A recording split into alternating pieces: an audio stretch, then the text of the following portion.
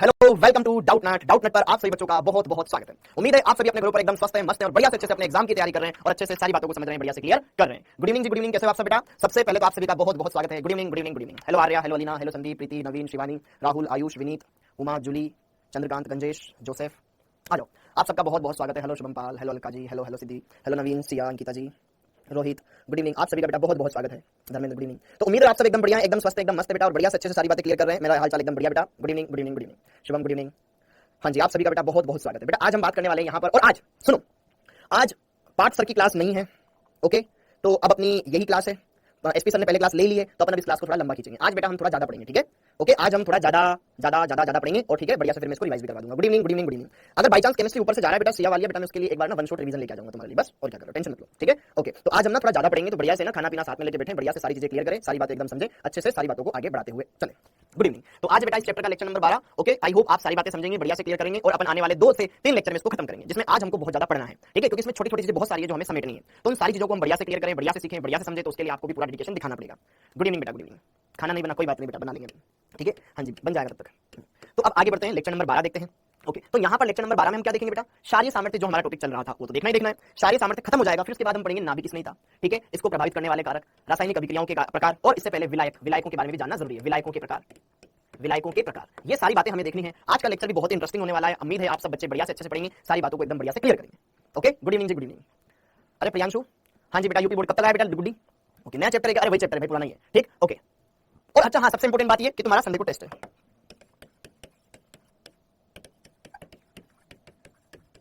बेटा। इस संडे को आपका टेस्ट है, इस संडे को आपका टेस्ट है, और उस टेस्ट में केमिस्ट्री में हम क्या देंगे बेटा? जीओसी, सबसे इंपॉर्टेंट जीओसी, फिर आपका आईयूपीएसी, उम्मीद है आपको बढ़िया से आ गया होगा, और फिर आइसोमेरिज्म, ठीक है? ताकि ऑर्गेनिक को आप बढ़िया से पकड़ बना सको।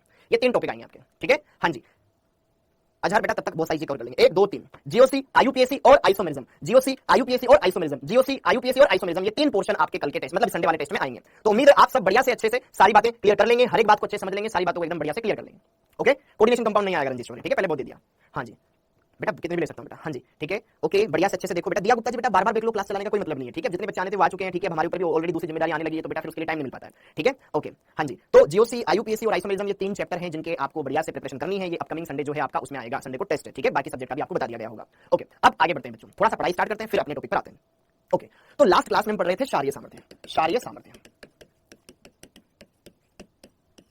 Basic strength. क्षारीय सामर्थ्य एकदम सिंपल सा था, एकदम सिंपल सा। क्षारीय सामर्थ्य में क्या होता था कि यार जिस परमाणु के पास इलेक्ट्रॉन युग्म है, वो इलेक्ट्रॉन युग्म H+ को दान करके उसको ग्रहण करेगा और क्षारीय व्यवहार दर्शाएगा। जिसके पास इलेक्ट्रॉन घनत्व जितना ज्यादा होगा, उसके क्षारीय गुण उतने ज्यादा होंगे, क्योंकि वो उतना आसानी से दान कर सकता है। तो क्षारीय गुण कहीं ना कहीं हम सिंपल सा बोल सकते हैं कि अगर किसी दाता परमाणु से इलेक्ट्रॉन दान करने वाले समूह जुड़े हुए हों, उसके क्षारीय गुण बढ़ जाते हैं, और अगर खींचने वाले समूह जुड़े हुए हों, उसके क्षारीय गुण घट जाते हैं। अगर आपको केबी दे रखा हो, केबी क्या होता है? क्षार का वियोजन स्थिरांक। अगर केबी ज्यादा है तो क्षारीय गुण भी ज्यादा होते हैं, क्षारीय गुण ज्यादा है तो उसके केबी भी ज्यादा होता है, और पीकेबी कम हो जाता है। जैसे पीके और के पढ़ा था, वैसे यहां पर पीकेबी और केबी हमने पढ़ा। ओके, एम आई राइट? ये सारी बातें अच्छे से हाँ विनीत ने कोशिश करेंगे आज कंप्लीट करते हैं, ठीक है? ओके, तो क्षारीय सामर्थ्य हमने एकदम देख लिया, लेक्चर नंबर 12 बेटा। तो अब यहां पर कुछ इक्का दुक्का क्वेश्चंस और हम लगा लेते हैं। हाँ जी, क्षारीयता का क्रम बताएं। हाँ जी, यहां पर पहला कंपाउंड ए बी सी,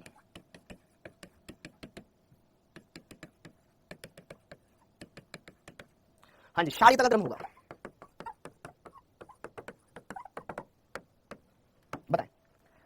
बताएं क्षारीयता का क्रम होगा बेटा। सिलेबस में जीओसी आएगा, आईयूपीएसी आएगा, आइसोमेरिज्म आएगा, ठीक है? सर्वाधिक क्षारीय कौन होगा? चेक करो, कौन सबसे ज्यादा क्षारीय है? ए, बी या सी? देखो ध्यान से, देखो नाइट्रोजन तीनों में है। नाइट्रोजन यहां पर भी इसके पास भी लोन पेयर है, नाइट्रोजन यहां पर भी इसके पास भी लोन पेयर है, नाइट्रोजन यहां पे भी इसके पास भी लोन पेयर है।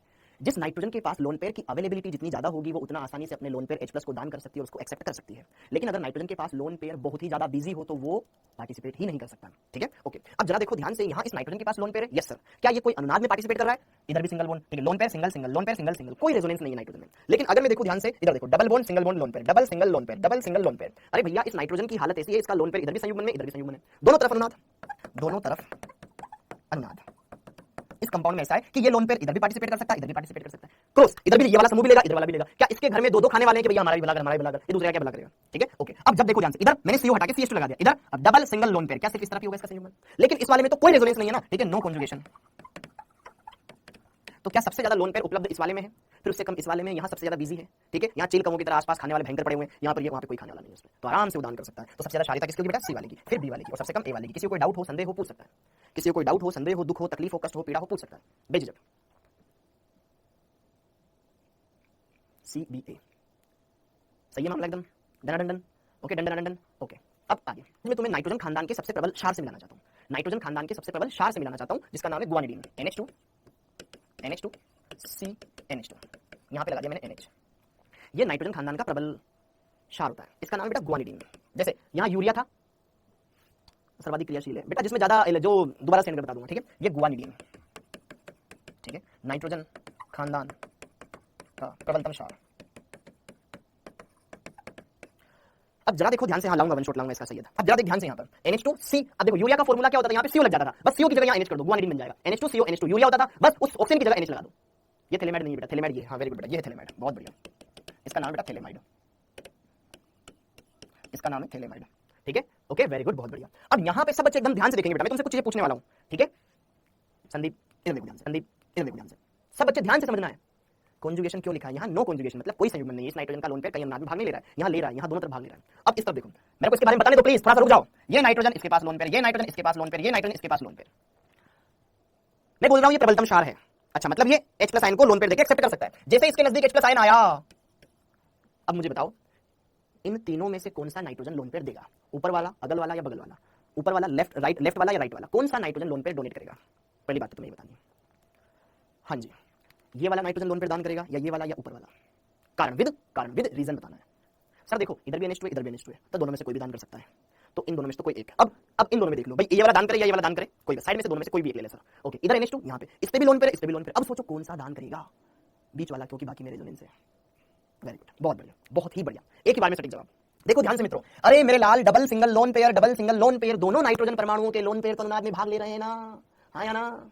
ऊपर वाला लोन पेयर अनुनाद में भाग नहीं ले रहा है, ये एकल बंधित नाइट्रोजन है, ये भी एकल बंधित नाइट्रोजन है, ये द्विबंधित है मानता हूं, लेकिन इसका लोन पेयर तो अनुनाद में जा रहा है ना, उसका नहीं जा रहा है। क्या मेरी बात समझ में आ रही है? यह वाला लोन पेयर कैसा है, स्थानीयकृत है मेरे लाल, स्थानीयकृत है, यस और नो, ये वाला और ये वाला विस्थानीकृत है। समझ में आई क्या बात, समझ में आई क्या मेरी बात, यह विस्थानीकृत है, विस्थानीकृत मतलब रेजोनेंस में भाग ले रहा है। तो अब जरा देखो ध्यान से रसगुल्लो, तो अगर इस गरीब को मदद करे तो क्या ये मदद कर सकता है कि ले मेरे भाई मैं तेरी मदद करने के लिए आ जाऊंगा?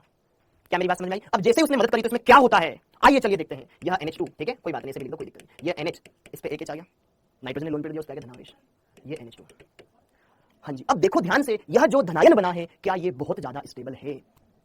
हाँ बहुत ज्यादा स्टेबल है। पूछो क्यों? देखो यह नाइट्रोजन इसके पास भी लोन पेयर, यह नाइट्रोजन इसके पास भी लोन पेयर, ये हमारे पास H+ आयन ग्रहण करने के बाद बनने वाला धनायन है। अगर बनने वाला धनायन बहुत ज्यादा स्टेबल हो जाए तो इन दोनों के बीच में विक्रिया बहुत फास्ट होगी कि नहीं होगी? होगी। क्यों ज्यादा स्टेबल है? देखो मेरे भाई, डबल सिंगल लोन पेयर या डबल बॉन्ड इस लोन पेयर के साथ संयुग्मन में है, तो ये धनावेश तीनों पर बट जाएगा। कैसे? ये गरीब है, ये खींचेगा, यह पाई इलेक्ट्रॉन अपनी तरफ खींचेगा, उस समय पे ये मदद करने चला जाएगा, तो यहां पर इधर आ जाएगा डबल बॉन्ड, इसको ऐसे लिख देता हूं यार, ये NH2 क्योंकि नाइट्रोजन डबल बॉन्ड कार्बन, ठीक है, इधर ये हो गया उदासीन, इसके पास लोन पेयर आ गया। अब ये बेचारा धनावेशित हो गया, ये लो, अब ये गरीब हो गया तो ये पाई इलेक्ट्रॉन खींच लेगा, अब तेरी बारी तू दे, ठीक है। तो फिर यहाँ पर ये NH2 इसके पास लोन पेयर आ गया, फिर यहाँ पर ये नाइट्रोजन NH2 ये उदासीन हो गया, ठीक है, और इसके पास के लोन पेयर अनुनाद में चले गए। क्या मेरी बात समझ में आ रही है कि बेटा? अभी जस्ट थोड़ी देर पहले पढ़ाना स्टार्ट किया है। यहाँ पर ये तीन अनुनादी संरचनाएं बनाई, तीनों में आपको क्या चीज देखने को मिल रही है? एक NH2+ वाला है, बाकी दो उदासीन वाले हैं, एक NH2+ वाला है, बाकी दो उदासीन वाले हैं, और तीनों एक जैसी अनुनादी संरचनाएं बन रही है, समान अनुनादी संरचनाएं। क्या समान अनुनादी संरचनाएं ज्यादा स्टेबल होती है? इस वजह से गुआनिडीन बहुत ज्यादा प्रबल क्षार होता है। क्या मेरी बात समझ में? बेटा अभी चलिए क्लास, ठीक है, यहाँ से पढ़ाना स्टार्ट किया है, ठीक है, संडे को टेस्ट GOC का, IUPAC का, आइसोमेरिज्म का, ठीक है, ओके, और ये पहला क्वेश्चन, ये दूसरा क्वेश्चन।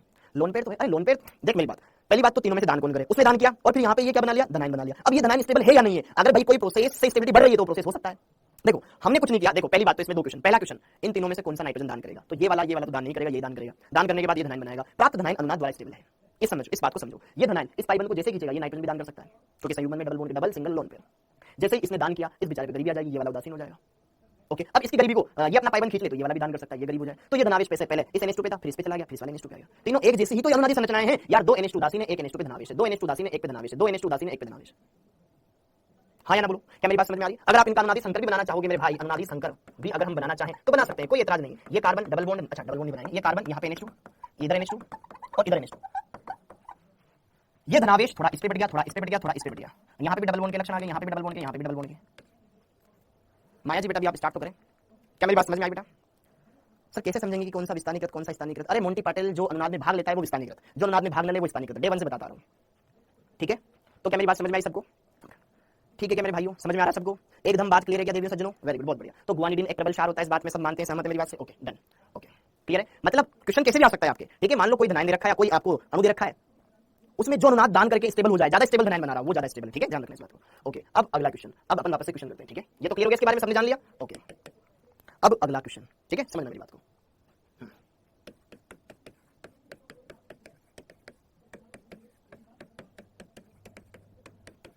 एक ये बेसिक क्वेश्चन कर लेते हैं।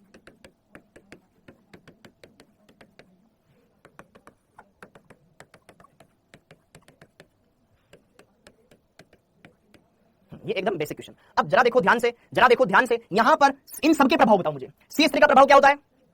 CH3 समूह का प्रभाव क्या होता है? इसके सापेक्ष पैरा पे जुड़ा हुआ है तो CH3 प्लस आई भी दर्शाता है और पैरा पर तो प्लस एच भी दर्शा सकता है, हाँ या ना? क्या यहां पर प्लस आई प्रभाव और प्लस एच प्रभाव लगेगा? प्लस एच का मतलब अनुनाद, सॉरी अतिसंयुग्मन, अतिसंयुग्मन। क्लोरीन हेलोजनों का नेट इफेक्ट खींचने का होता है, सर माइनस आई प्रभाव दर्शाएगा। CHO समूह का प्रभाव बताओ, CHO समूह क्या करेगा? CHO समूह का प्रभाव बताओ, पहले आप खुद प्रभाव बताना सीखे बेटा। CHO समूह सोचो क्या ये एम दर्शाता है?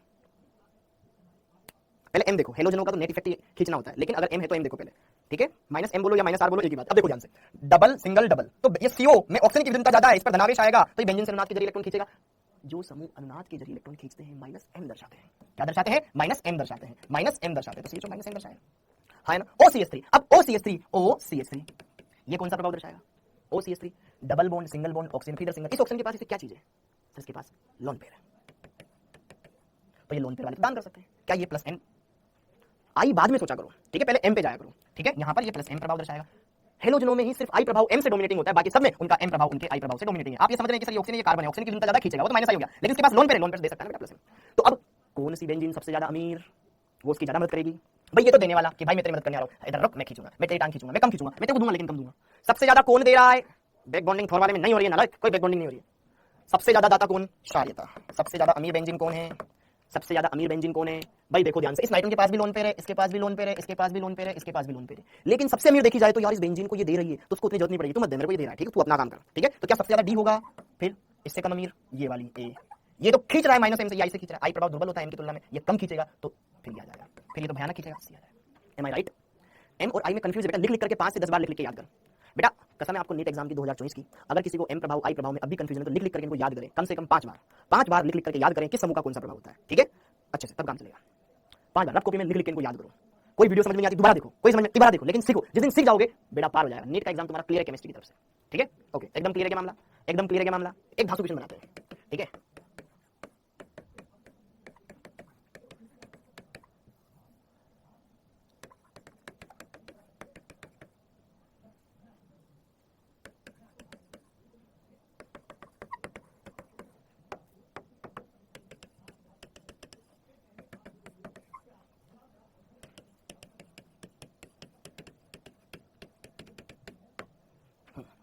ये एक कंपाउंड है, ये एक कंपाउंड है, मैंने अपनी इच्छा से बनाया, पेपर में उसकी इच्छा से आ जाएगा। आपको बताना है तीनों में से क्षारीयता क्रम, ये नाइट्रोजन ज्यादा क्षारीय है कि ये वाला है कि ये वाला है, इट्स योर चॉइस, चेक करो बेटा। एकदम सिंपल है, कैसा भी क्वेश्चन आ जाए सर हम कर लेंगे, हमको कॉन्सेप्ट पता है, आपने पढ़ाया हुआ है, डर नहीं लगता हमें। इस नाइट्रोजन के पास लोन पेयर है, इस नाइट्रोजन के पास भी लोन पेयर है, इसके पास भी लोन पेयर है, तीनों के पास लोन पेयर है, लेकिन किसके पास ज्यादा उपलब्ध है? अरे भैया यहाँ तो भयंकर मारामारी कि हमको भी देना, हमको भी देना, दोनों तरफ अनुनाद में। ये बेंजीन के साथ अनुनाद में अपन एकदम फ्री है, हमारी बेंजीन हमसे दूर है, डबल सिंगल सिंगल कोई संयुग्मन नहीं है, नो रेजोनेंस नो रेजोनेंस। ये स्थानीकृत है, स्थानीकृत है तो बेटा सबसे ज्यादा थर्ड वाला, फिर थर्ड वाले के बाद फिर ये कम, फिर ये ज्यादा बिजी। यार मैं नहीं आ पाऊंगा शादी में, ठीक है? वो वाली बात है।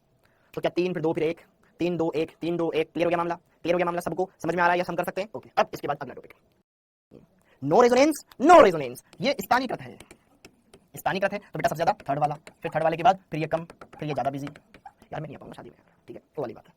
तो क्या 3 फिर 2 फिर 1, 3 2 1 3 2 1, क्लियर हो गया मामला? क्लियर हो गया मामला? सबको समझ में आ रहा है या हम कर सकते हैं? ओके अब इसके बाद अगला टॉपिक हो गया, समझ में आया? ओके अब ऑर्थो प्रभाव एनिलीन में कैसे लगता है उसको समझना है, बस वो लास्ट टॉपिक इसमें, ठीक है? एनिलीन में ऑर्थो प्रभाव, तो अब वापस हेडिंग डाल दो बेटा, ऑर्थो इफेक्ट इन एनिलीन।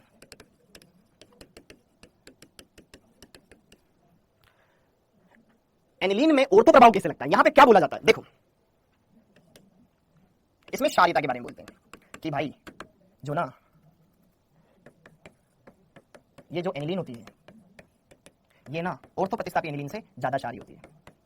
यहां पे कोई भी समूह लगाओ, ये समूह इलेक्ट्रॉन दाता है या ग्राही है, इस बात से बिल्कुल फर्क नहीं पड़ता। क्या बोला बेटा मैंने? वेरी गुड, वेरी गुड मधु।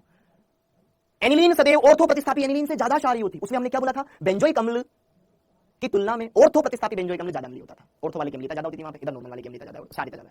ठीक है, ओके। तो ये है एनिलीन, ये है ऑर्थो प्रतिस्थापी एनिलीन। अब इनके कारण समझते हैं। अब इनके, अरे कुछ नहीं होता मेटा बेटा में, बस केवल ऑर्थो पे लगता है बेटा, केवल ऑर्थो पे लगता है। ठीक है, मेटा बेटा पे फिर जो समूह है उसके हिसाब से देख सकते हो। ठीक है, अब मैं इनके रीजन बताता हूं आपको। ठीक है, हाँ जी, पहले एक बार छाप लो। हाँ, ये लिख लो। ऑर्थो प्रभाव के अनुसार, ऑर्थो इफेक्ट के अनुसार एनिलीन की क्षारीयता, एनिलीन की क्षारीयता, क्षारीयता सदैव ऑर्थो प्रतिस्थापी एनिलीन से अधिक होती है,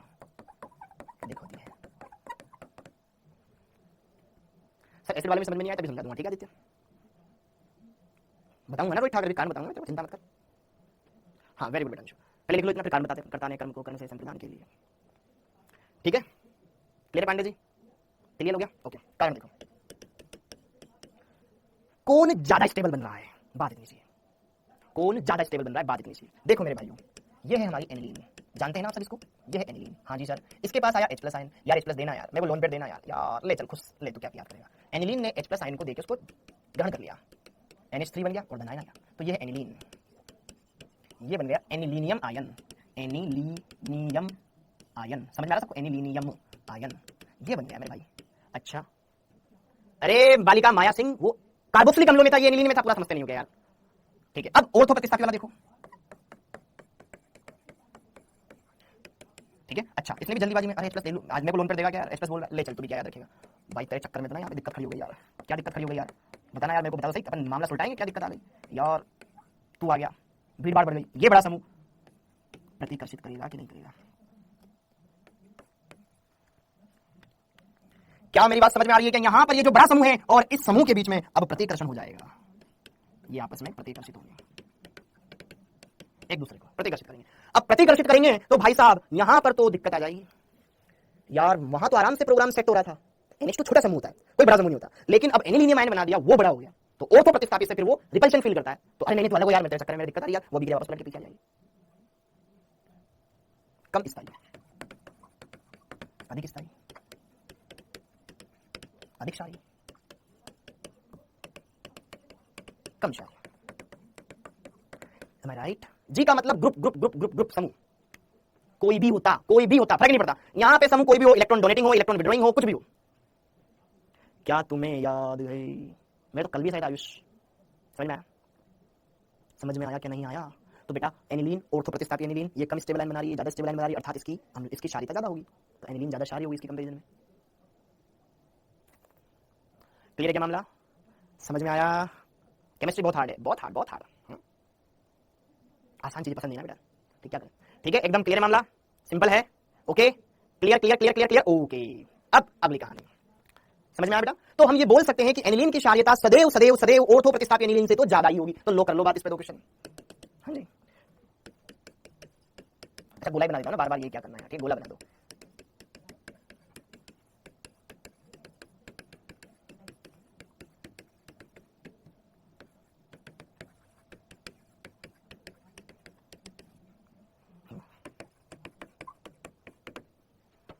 सर प्रतिकर्षण क्यों हो रहा है? अरे बेटा बड़े बड़े समूह जब नजदीक आएंगे तो प्रतिकर्षित करेंगे कि नहीं करेंगे? कारण इस वजह से।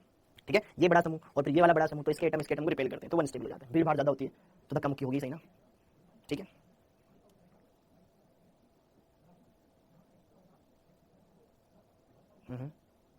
देखो हेलोजन का प्रभाव माइनस आई, खींचना खींचना खींचना खींचना। ओके, तो ये तीनों तो खींच रहे हैं, तीनों तो खींच रहे हैं, हाँ या ना, खींच रहे हैं। ये अब देखो तीनों में खींचने वाला ये एनिलीन, एनिलीन इन तीनों से ज्यादा क्षारीय है, ऑर्थो है तो उससे भी ज्यादा क्षारीय है, तो यहाँ तो ऑर्थो प्रभाव लगाने की जरूरत ही नहीं पड़ी। समझ में आया? तो सबसे ज्यादा क्षारीयता डी वाले की। अब कौन कम खींच रहा है? आई प्रभाव दूरी के ऊपर निर्भर करता है रसगुल्लो। सी वाला पेरा पर है, फिर मेटा पर है, फिर पास में आ गया सी, फिर DCBA। क्लियर हो गया क्या मामला? DCBA एकदम क्लियर हो गया क्या यार? सब संध्या ठीक है क्या? अब यही क्वेश्चन अगर ऐसा होता तो अब दिमाग लगाना।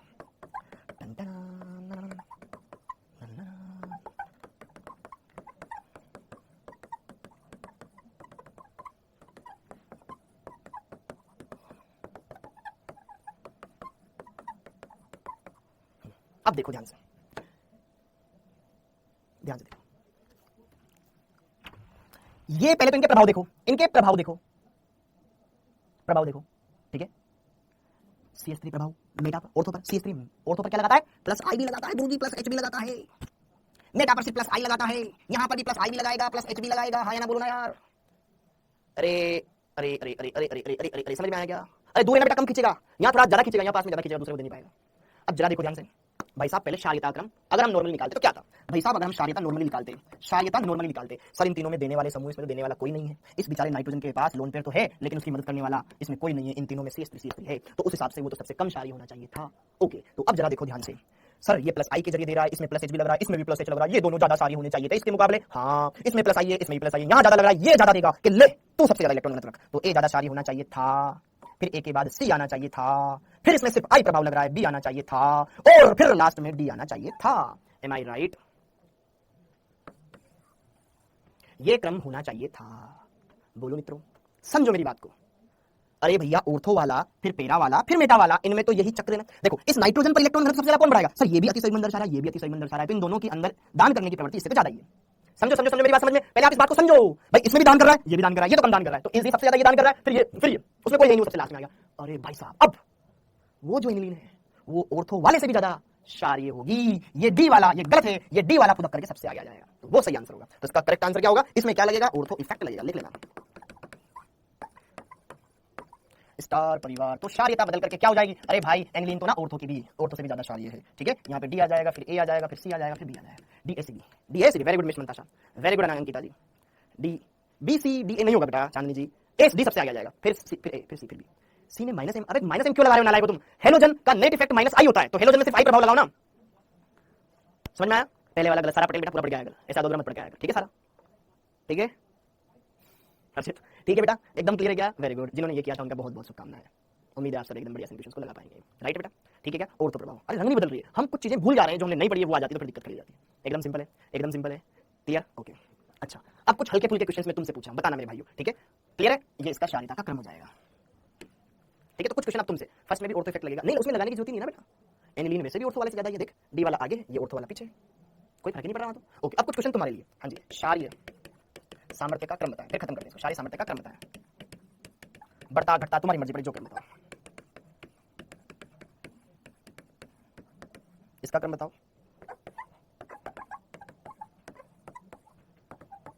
इसका क्रम बताओ। इट्स अरे आप अपने हिसाब से बता दे रहे हैं, ठीक है।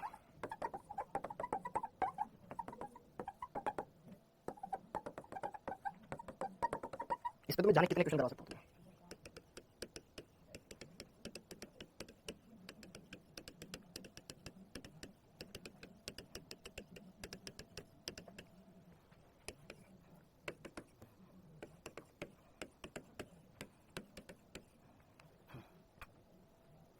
अरे आशीष भाई तेरे को तो ब्लॉक करूंगा मैं इंस्टाग्राम पे, मुझे फॉलो कर ले इंस्टाग्राम पे। बेटा नहीं लगता है सारा पटेल, बेटा क्लोरीन जो है, क्लोरीन हेलोजन माइनस आई प्रभाव भी दर्शाता है, प्लस एम भी दर्शाता है, इसके पास लोन पेयर इसलिए, लेकिन हेलोजन में क्या होता है, उनका आई प्रभाव ज्यादा डोमिनेटिंग होता है, फिर एम देखने की जरूरत नहीं, ठीक है। समझ में आई मेरी बात? अब इन क्वेश्चंस को करते हैं। क्षारीय सामर्थ्य देखो, सब ऋणावेशिक आयन है, सबके नजदीक H+ आएगा तो सब उसको अपना ऋणावेश देकर के उसके साथ जुड़ने की चेष्टा करेंगे। क्षार क्या होता है? जो अपने इलेक्ट्रॉन युग्म को H+ को देकर के एक्सेप्ट करे, सब ऋणावेशिक है, सब देने की चेष्टा में रहेंगे। अब आप ये देख लो कौन सा ऋणायन सबसे किस पर ऋण, देखो यहाँ कार्बन पर ऋणावेश, यहाँ नाइट्रोजन पर, यहाँ ऑक्सीजन पर, यहाँ फ्लोरीन पर, एक ही वर्ग के हैं, एक ही आवर्त के, आवर्त में विद्युत ऋणता के हिसाब से आंसर निकाल लो। विद्युत ऋणता देखो, आपके सामने क्वेश्चन आया, आपको क्या सोचना है यार, एक में कार्बन पर ऋणावेश है, एक में नाइट्रोजन पर, एक में ऑक्सीजन, एक फ्लोरीन है। हमें पता है फ्लोरीन की विद्युत ऋणता ज्यादा है, तो उस पर ऋणावेश ज्यादा स्टेबल होगा, तो देने में कंजूसी करेगा, जबकि कार्बन कम विद्युत ऋणता वाला है, वो आराम से दे ले। तुम क्या याद रखिएगा? क्या मेरी बात समझ में? क्या मेरी बात में? सिंपल विद्युत ऋणता, अरे जिसकी विद्युत ऋणता कम है उसको ऋणावेश से लगाओ, मैं लेना यार, मैं तो चाहता हूं हट जाइए, ठीक है। क्या मेरी बात समझ में आई? तो यहाँ पर EN के आधार पर आप देखेंगे ना बेटा, कार्बन फिर नाइट्रोजन फिर ऑक्सीजन फिर फ्लोरीन, अरे फ्लोरीन तो बहुत कंजूस है इस पे ऋणावेश, लेकिन नहीं देना चाहेगा, लेकिन अगर मैं बात करूं कार्बन बेचारा आराम से दे देगा। अच्छा यहाँ पे देख डायरेक्ट क्या आ जाएगा, EN देखो कंजूस आदमी है, कंजूस नहीं देगा, हाँ या ना? ओके, अब यहाँ पे देखो ध्यान से, FCl chlorine chlorine bromine iodine, कौन ज्यादा अच्छा क्षार है? समझ में आया? क्षार आकार, आकार से आंसर निकाले, ऊपर से चल रहा है, आकार बढ़ रहा है, स्टेबिलिटी बढ़ रही है, हाँ या ना? F- से ज्यादा स्टेबल है, Cl- Br- I- करवाया था शुरुआत में, आकार बढ़ेगा तो स्थायित्व बढ़ेगा, हाँ या ना बोलू? अरे वो ऋणायन, अगर मैं क्या बोलूं क्षारीयता के बारे में, सिर्फ क्षारीयता के बारे में बोलूं, यहां पर आकार जैसे जैसे बड़ा हुआ है, इसका आकार छोटा, इसका बड़ा, इसका बड़ा, इसका ऋणावेश फैल जाएगा, बहुत बढ़िया अच्छी जगह से, क्योंकि बहुत जगह है। यहाँ कहाँ जगह है? छोटा सा साइज है, यहाँ थोड़ी बहुत जगह है, यहाँ थोड़ी ज्यादा जगह, यहाँ बहुत जगह है। आओ आओ आओ, बढ़िया से आराम से रहो, कोई दिक्कत नहीं। एक इलेक्ट्रॉन यहाँ है तो एक वहाँ, बहुत जगह है। तो जब दान करने की बारी आएगी तो नहीं कर पाएंगे, है ना। जैसे एक सिंपल सी बात बताता हूँ, एक सिंपल सी बात बताता हूँ। आपके घर में शादी का निमंत्रण आया, कार्ड आया, ठीक है, और आप बाहर के पढ़ाई कर रहे हो, तो आप सारी शादियाँ सारे प्रोग्राम मिस कर देते हो, है ना, क्योंकि आप दूर दूर हो, हमारा परिवार बहुत दूर दूर है सर, टाइम ही नहीं मिल पाता है। लेकिन अगर आप पास ही होते तो सारे फंक्शन अटेंड करते, आप बर्थडे के भी, आप छोटे मोटे फंक्शन, शादियाँ, हर दिन शादी में जाते, जाते कि नहीं जाते? जाते जाते। यहाँ पे इस पे ऋणावेश, इस पे भी, इसका साइज बहुत बड़ा है, इसका ऋणावेश अच्छे से फैला हुआ है। जब दान करने की बारी आएगी तो यहाँ पे आराम से मोच काट पाएगा, अरे चलो चलो चलो शादी, आज बर्थडे, आज ये प्रोग्राम, आज सारे प्रोग्राम अटेंड करेगा, ये अटेंड कर पाएगा। तो सिंपल सी बात है, आकार बढ़ेगा तो वो ऋणावेश है ना अच्छे से फैल जाएगा, इलेक्ट्रॉन फैल जाएगा तो वो स्टेबल हो जाएगा। स्टेबल हो जाएगा तो यार फिर यहाँ पे सबसे ज्यादा इलेक्ट्रॉन घनत्व, ठीक है, यहाँ पर क्या होगा, आकार बढ़ेगा तो जो इलेक्ट्रॉन घनत्व है वो वितरित हो जाएगा, वितरित हो जाएगा, वितरित हो जाएगा, उसका डिस्ट्रीब्यूशन बढ़ जाएगा। तो यहाँ पे जरा देखो ध्यान से, किस पर इलेक्ट्रॉन सबसे ज्यादा है? फ्लोरीन पर, तो इसकी क्षारीयता सबसे ज्यादा है। क्या मेरी बात समझ में आई क्या? अरे आई प्रभाव से क्यों करेंगे? हाँ जी, अब यहाँ पे जरा देखो, यहाँ भी कार्बन, यहाँ भी कार्बन, यहाँ भी कार्बन, सब जगह कार्बन ही कार्बन, यहाँ भी कार्बन, यहाँ भी कार्बन, यहाँ भी कार्बन। लेकिन विचित्रता, अगर हम बात करें EN, सर sp3 कार्बन सबसे कम EN वाला होता है, फिर sp2, sp सबसे ज्यादा कंजूस होता है, तो कंजूस वाला इलेक्ट्रॉन देगा क्या? नहीं देगा, ये दे देगा, इसको पसंद ही नहीं है, ये दे देगा। समझ में आया क्या? फजान रूल बेटा हर्षित सोनी केमिकल बॉन्डिंग में पढ़ाया था, वहां देख रहे हैं, ठीक है, उसके भी यहाँ पे नीड नहीं है तुम्हें।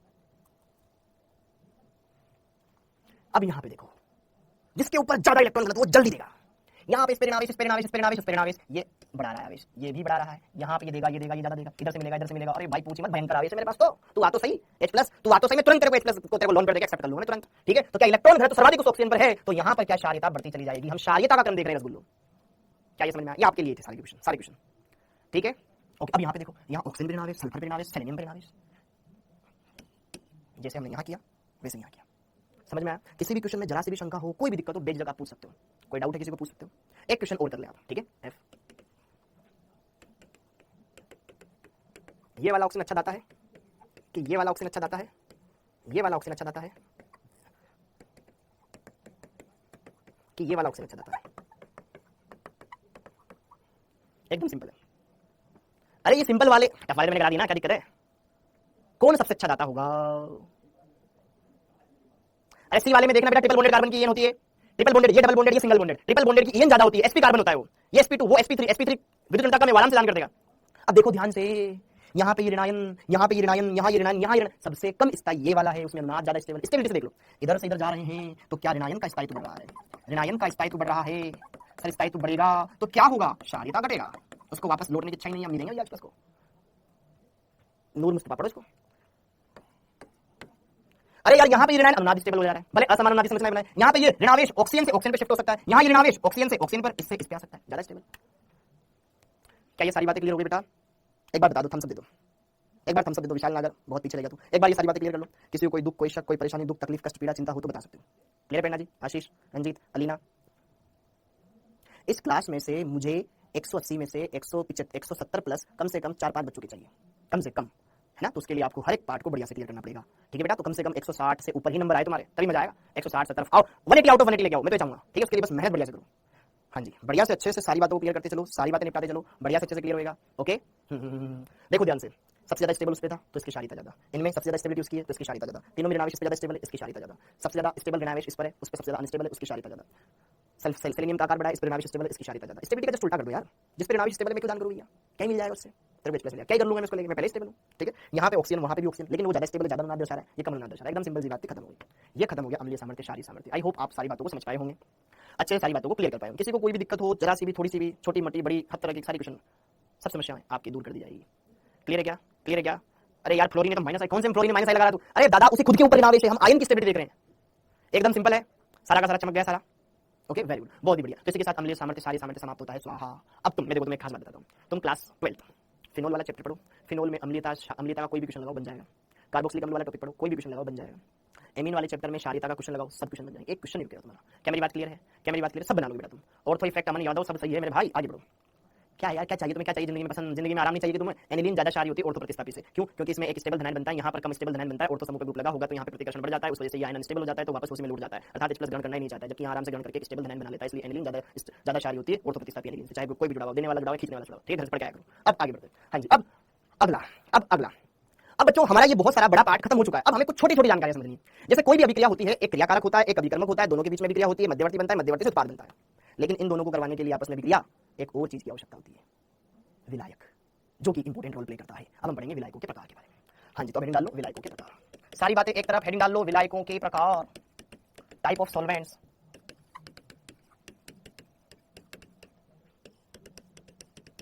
टाइप ऑफ सॉल्वेंट्स, विलायकों के प्रकार। अरे हर्षित सोनी सबर रख, सब मिलेगा, टेंशन मत ले, सबर तो रख ले। हाँ जी, विलायकों के प्रकार। अब विलायकों के बारे में अगर हम बात करें बेटा, तो विलायक दो तरह के होते हैं, एक होता है ध्रुवीय विलायक, दूसरा होता है अध्रुवीय विलायक। ठीक है, तो यहां पर जो विलायक है बेसिकली दो टाइप से होते हैं डिस्ट्रीब्यूटर। एक होते हैं अध्रुवीय विलायक, अध्रुवीय को अंग्रेजी में बोलते हैं नॉन पोलर सॉल्वेंट। दूसरे होते हैं पोलर सॉल्व। आपको 4-5 बच्चों से उम्मीद है, कम से कम वो तो निकाले यार, मेरे को सबसे उम्मीद है बेटा, मैं तो चाहता हूं सब बढ़िया निकाले, लेकिन निकाल नहीं पाते ना, बात हुआ है। ठीक है, एक क्लास में अगर 1000 बच्चा पढ़ रहा है, 1000 बच्चे का सिलेक्शन नहीं होता है। ठीक है, 1000 में से, लेकिन अगर आप मेहनत करोगे तो लगभग 300 बच्चे क्वालिफाई कर सकते हैं, क्योंकि बेटा पढ़ने वाले बहुत कम होते हैं इफेक्टिव। ठीक है, मैं किसी के लिए पर्सनल कुछ नहीं बोल रहा हूं, सब मेरे लिए तो बढ़िया। देखो, अगर मेरे हाथ की 5 उंगलियां हैं, हर एक उंगली का अपना अपना रोल है, 4 उंगलियां, एक अंगूठा है, हर एक का अपना अपना रोल है। अगर एक भी काट देंगे ना, तब भी बाकी 4 कुछ काम के नहीं। ठीक है, तभी मैं विकलांगी कहलाऊंगा। ठीक है, विकलांग कोटे में आऊंगा। तो अगर 5 सलामत है तो ही सब बढ़िया है। तो उसी तरीके से बेटा यहां पर मैं आपको ये कहना चाहता हूं, मेरे लिए तो सब बराबर है, लेकिन जो ज्यादा मेहनत करेगा, जो ज्यादा बढ़िया से परफॉर्म देगा, सिलेक्शन तो सीधा होगा ना बेटा। ठीक है, ओके, तो मेरे लिए तो आप सब बराबर हो। ठीक है, अध्रुवीय विलायक, नॉन पोलर सॉल्वेंट। दूसरे होते हैं ध्रुवीय विलायक, SN1 SN2 में बहुत बड़ा रोल है इसका। ठीक है, ध्रुवीय विलायक, पोलर सॉल्वेंट। देखो, अध्रुवीय विलायक, याद है हमने द्विध्रुव आगुन पढ़ा था, केमिकल बॉन्डिंग में द्विध्रुव आगुन पढ़ा था हमने। जिसका म्यू 0 होता है वो अध्रुवीय यौगिक होते हैं, जिसका म्यू 0 नहीं होता वो ध्रुवीय यौगिक होते हैं। याद है, जिनका म्यू, जिनके लिए म्यू इक्वल टू 0 हो वो अध्रुवीय, जिनके लिए म्यू नॉट इक्वल टू 0 हो वो ध्रुवीय। म्यू द्विध्रुव आगुन। अभी यहाँ पर हमें इससे कोई मतलब नहीं है, मतलब काम की चीजों से जो हम देखने वाले हैं। हाँ जी, अध्रुवीय विलायक, अध्रुवीय विलायकों के उदाहरण देखो बेटा, इनके उदाहरण। जैसे कि आपसे पूछ ले अध्रुवीय विलायकों के उदाहरण बताओ, तो आप क्या बताएंगे? जैसे कि बेंजीन अध्रुवीय विलायक होती है, जैसे कि एन साइक्लोहेक्सेन, ये बेंजीन है, ये साइक्लोहेक्सेन है, ये अध्रुवीय विलायक होते हैं बेटा। ठीक है, इधर से अगर मैं बात करूं CCl4 ले लो, ये अध्रुवीय विलायक होता है, एन हेक्सेन ले लो, अध्रुवीय विलायक होता है, आदि। ठीक है जूली, ठीक है। बेंजीन, साइक्लोहेक्सेन, देखो 170 के ऊपर तो बहुत ही कम लेके आएंगे, लेकिन 160 के ऊपर बहुत सारे लेके आएंगे, तुम 160 150 बहुत सारे लेके आएंगे। ठीक है, हाँ जी, ओके, अगर तुम उस लेवल तक भी लेके चले जाते हो ना, बाकी तुम्हारा बायोलॉजी सपोर्ट कर देगी। ओके, तो बेंजीन हो गया, साइक्लोहेक्सेन हो गया, CCl4 हो गया, एन हेक्सेन हो गया, ये अध्रुवीय विलायक कहलाते हैं, ये अध्रुवीय विलायक होते हैं। जबकि अगर मैं बात करूं ध्रुवीय विलायक, ध्रुवीय विलायक दो प्रकार के होते हैं बेटा। एक होते हैं प्रोटिक, ध्रुवीय प्रोटिक, अभी यहाँ इतना सा लिख लो, बाकी मैं भी लिख रहा हूँ, ध्रुवीय प्रोटिक, और एक होता है ध्रुवीय अप्रोटिक, एक होता है ध्रुवीय प्रोटिक, दूसरा होता है ध्रुवीय अप्रोटिक। थोड़ी देर में आपके कमेंट ऑफ कर रहा हूँ, इससे पढ़ाने में डिस्टर्बेंस हो रहा है। ठीक है, ओके, छोटे कर दिए मैंने, मिनिमाइज कर दिया। हाँ, विलायकों के प्रकार, विलायक दो प्रकार के होते हैं, अध्रुवीय और ध्रुवीय। अध्रुवीय जिनका द्विध्रुव आगुन क्या होता है? 0 होता है, वो अध्रुवीय में आते हैं, और जिनका द्विध्रुव आगुन 0 नहीं होता है वो ध्रुवीय में आते हैं, जैसे कि ध्रुवीय यौगिक, अध्रुवीय यौगिक। ठीक है, ओके, अब जैसे कि बेंजीन हो गया, साइक्लोहेक्सेन हो गया, CCl4 हो जाए या एन हेक्सेन हो जाए बेटा, ये अध्रुवीय होते हैं। जबकि ध्रुवीय की अगर मैं बात करूं, अगर मैं ध्रुवीय की बात करूं, तो ध्रुवीय दो प्रकार के होते हैं, एक होता है ध्रुवीय प्रोटिक, एक होता है ध्रुवीय अप्रोटिक। अब दोनों को हम समझेंगे बढ़िया से, क्योंकि इनके बारे में भी जानना बहुत जरूरी है। जब आप SN1 SN2 विक्रिया पढ़ते हो या फिर विषमांश बंध विखंडन पढ़ते हो, तो आपको ये पता होना चाहिए कहां पे क्या होता है। हाँ जी, इतना नोट डाउन कर लिया बेटा। अब हम देखेंगे ध्रुवीय प्रोटिक। ठीक, ओके, तो ये समझ में आया। अब इसके अंदर देखेंगे ध्रुवीय प्रोटिक। इसको बोला जाता है पोलर प्रोटिक विलायक। एकदम सिंपल है, जिसमें H+ आयन हो। ध्रुवीय प्रोटिक, प्रोटिक मतलब प्रोटॉन, जो प्रोटॉन देते हो, जिसमें H+ आयन उपस्थित हो, वे विलायक जिसमें H+ आयन उपस्थित हो, या जिसमें हाइड्रोजन अधिकृत परमाणु से जुड़ा हो। ठीक है, हाँ जी, वे ध्रुवीय विलायक एकदम सिंपल है, जिनमें हाइड्रोजन एटम अधिक EN वाले एटम से अटैच हो,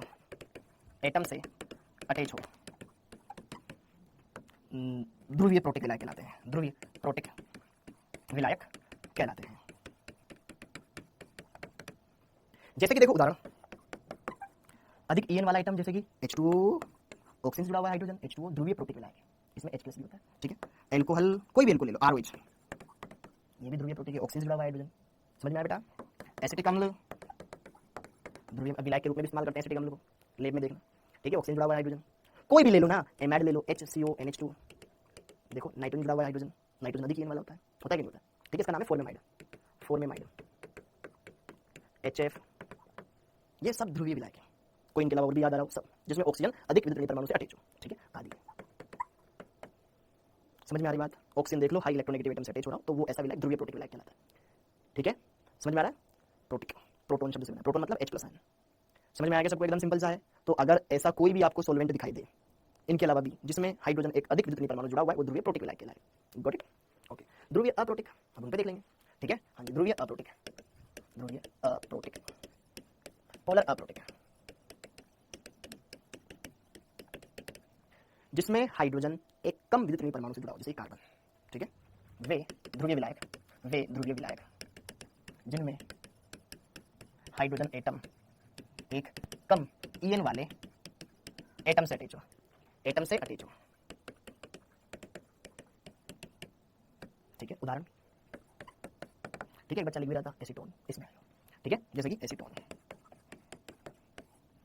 एसीटोन, एसीटोन का फॉर्मूला क्या होता है बेटा? CH3 CO CH3।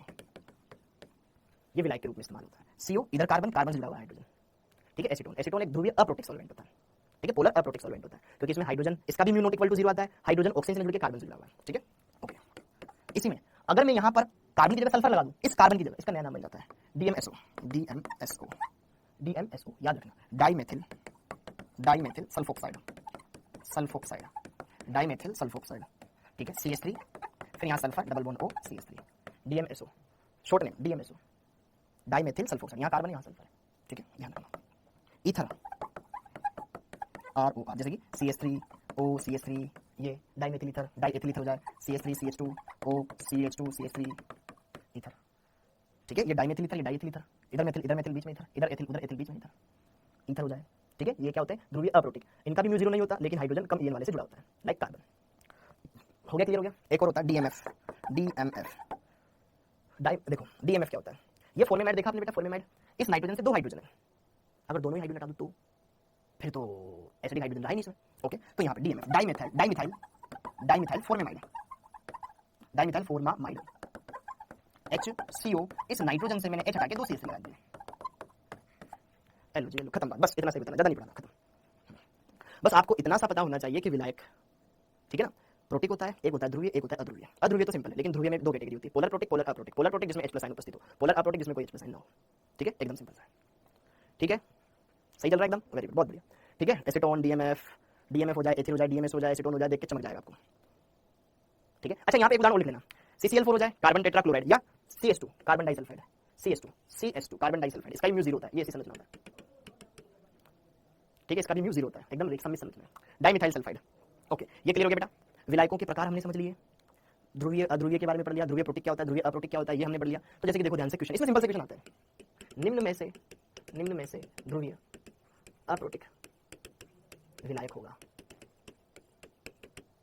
ठीक है, ऐसे सिंपल से क्वेश्चन आते हैं। तो आपको पता तो यार ध्रुवीय अप्रोटिक का मतलब क्या है, हमारे इसमें तो पढ़ाया ही नहीं, है ना?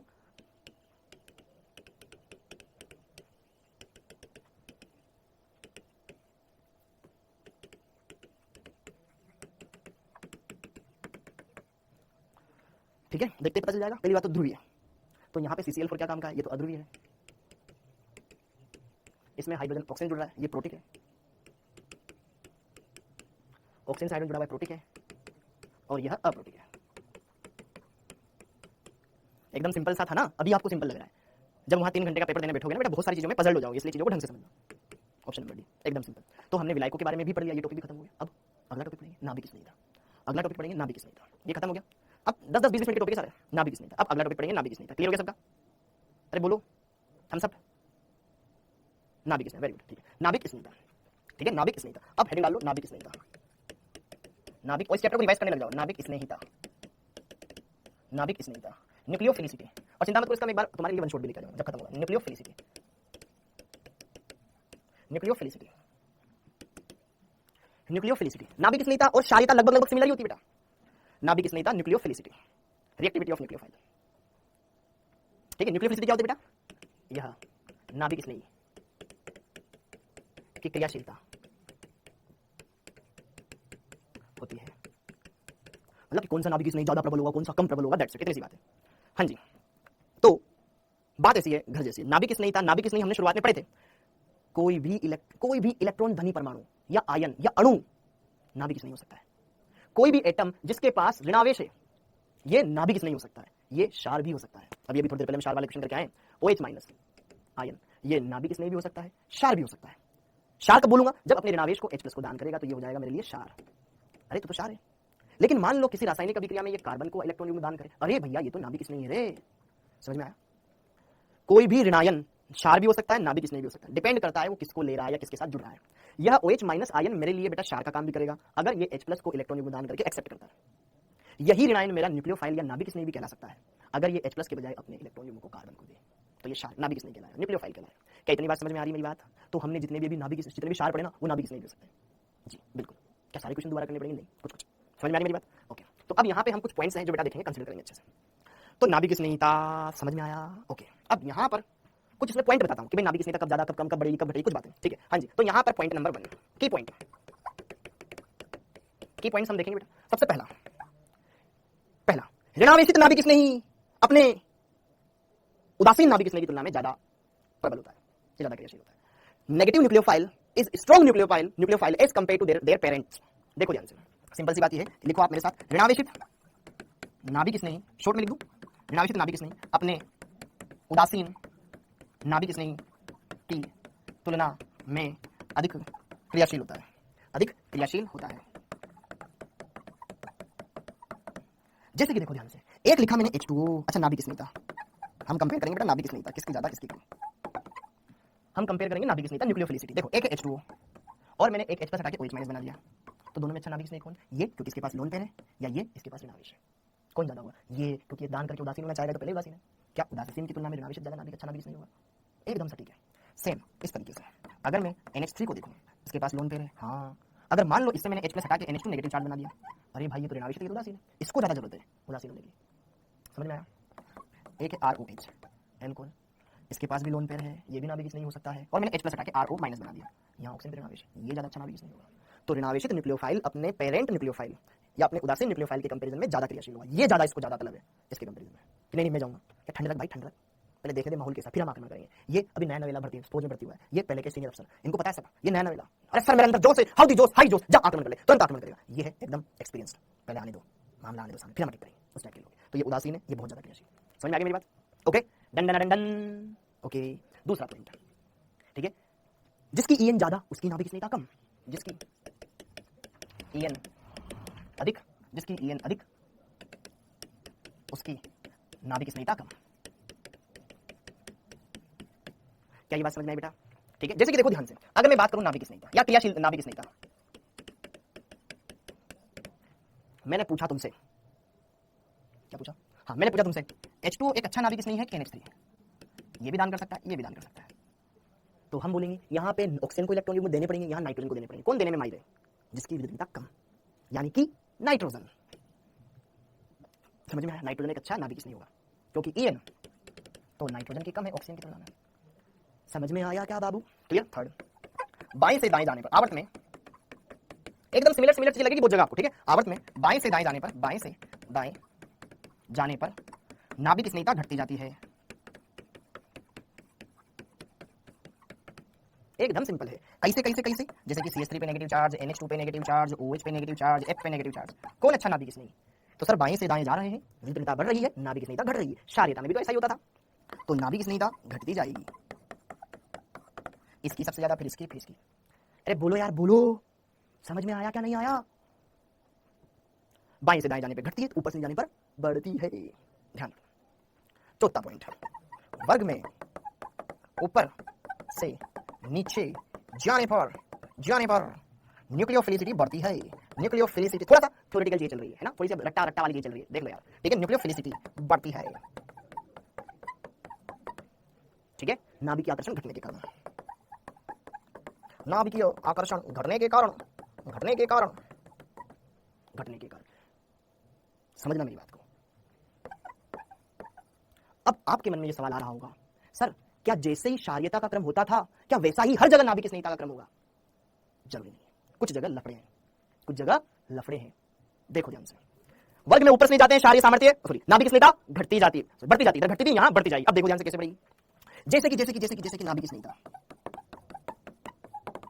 OH minus, SH minus, SEH minus, इस पे ऋणावेश। तो जैसे जैसे हम ऊपर से नीचे जाते हैं, तो यहां पर सिंपल सा ये ध्यान रखना है कि नाभिक स्नेहिता बढ़ती जाती है, बढ़ाते जाना, कोई दिक्कत नहीं है।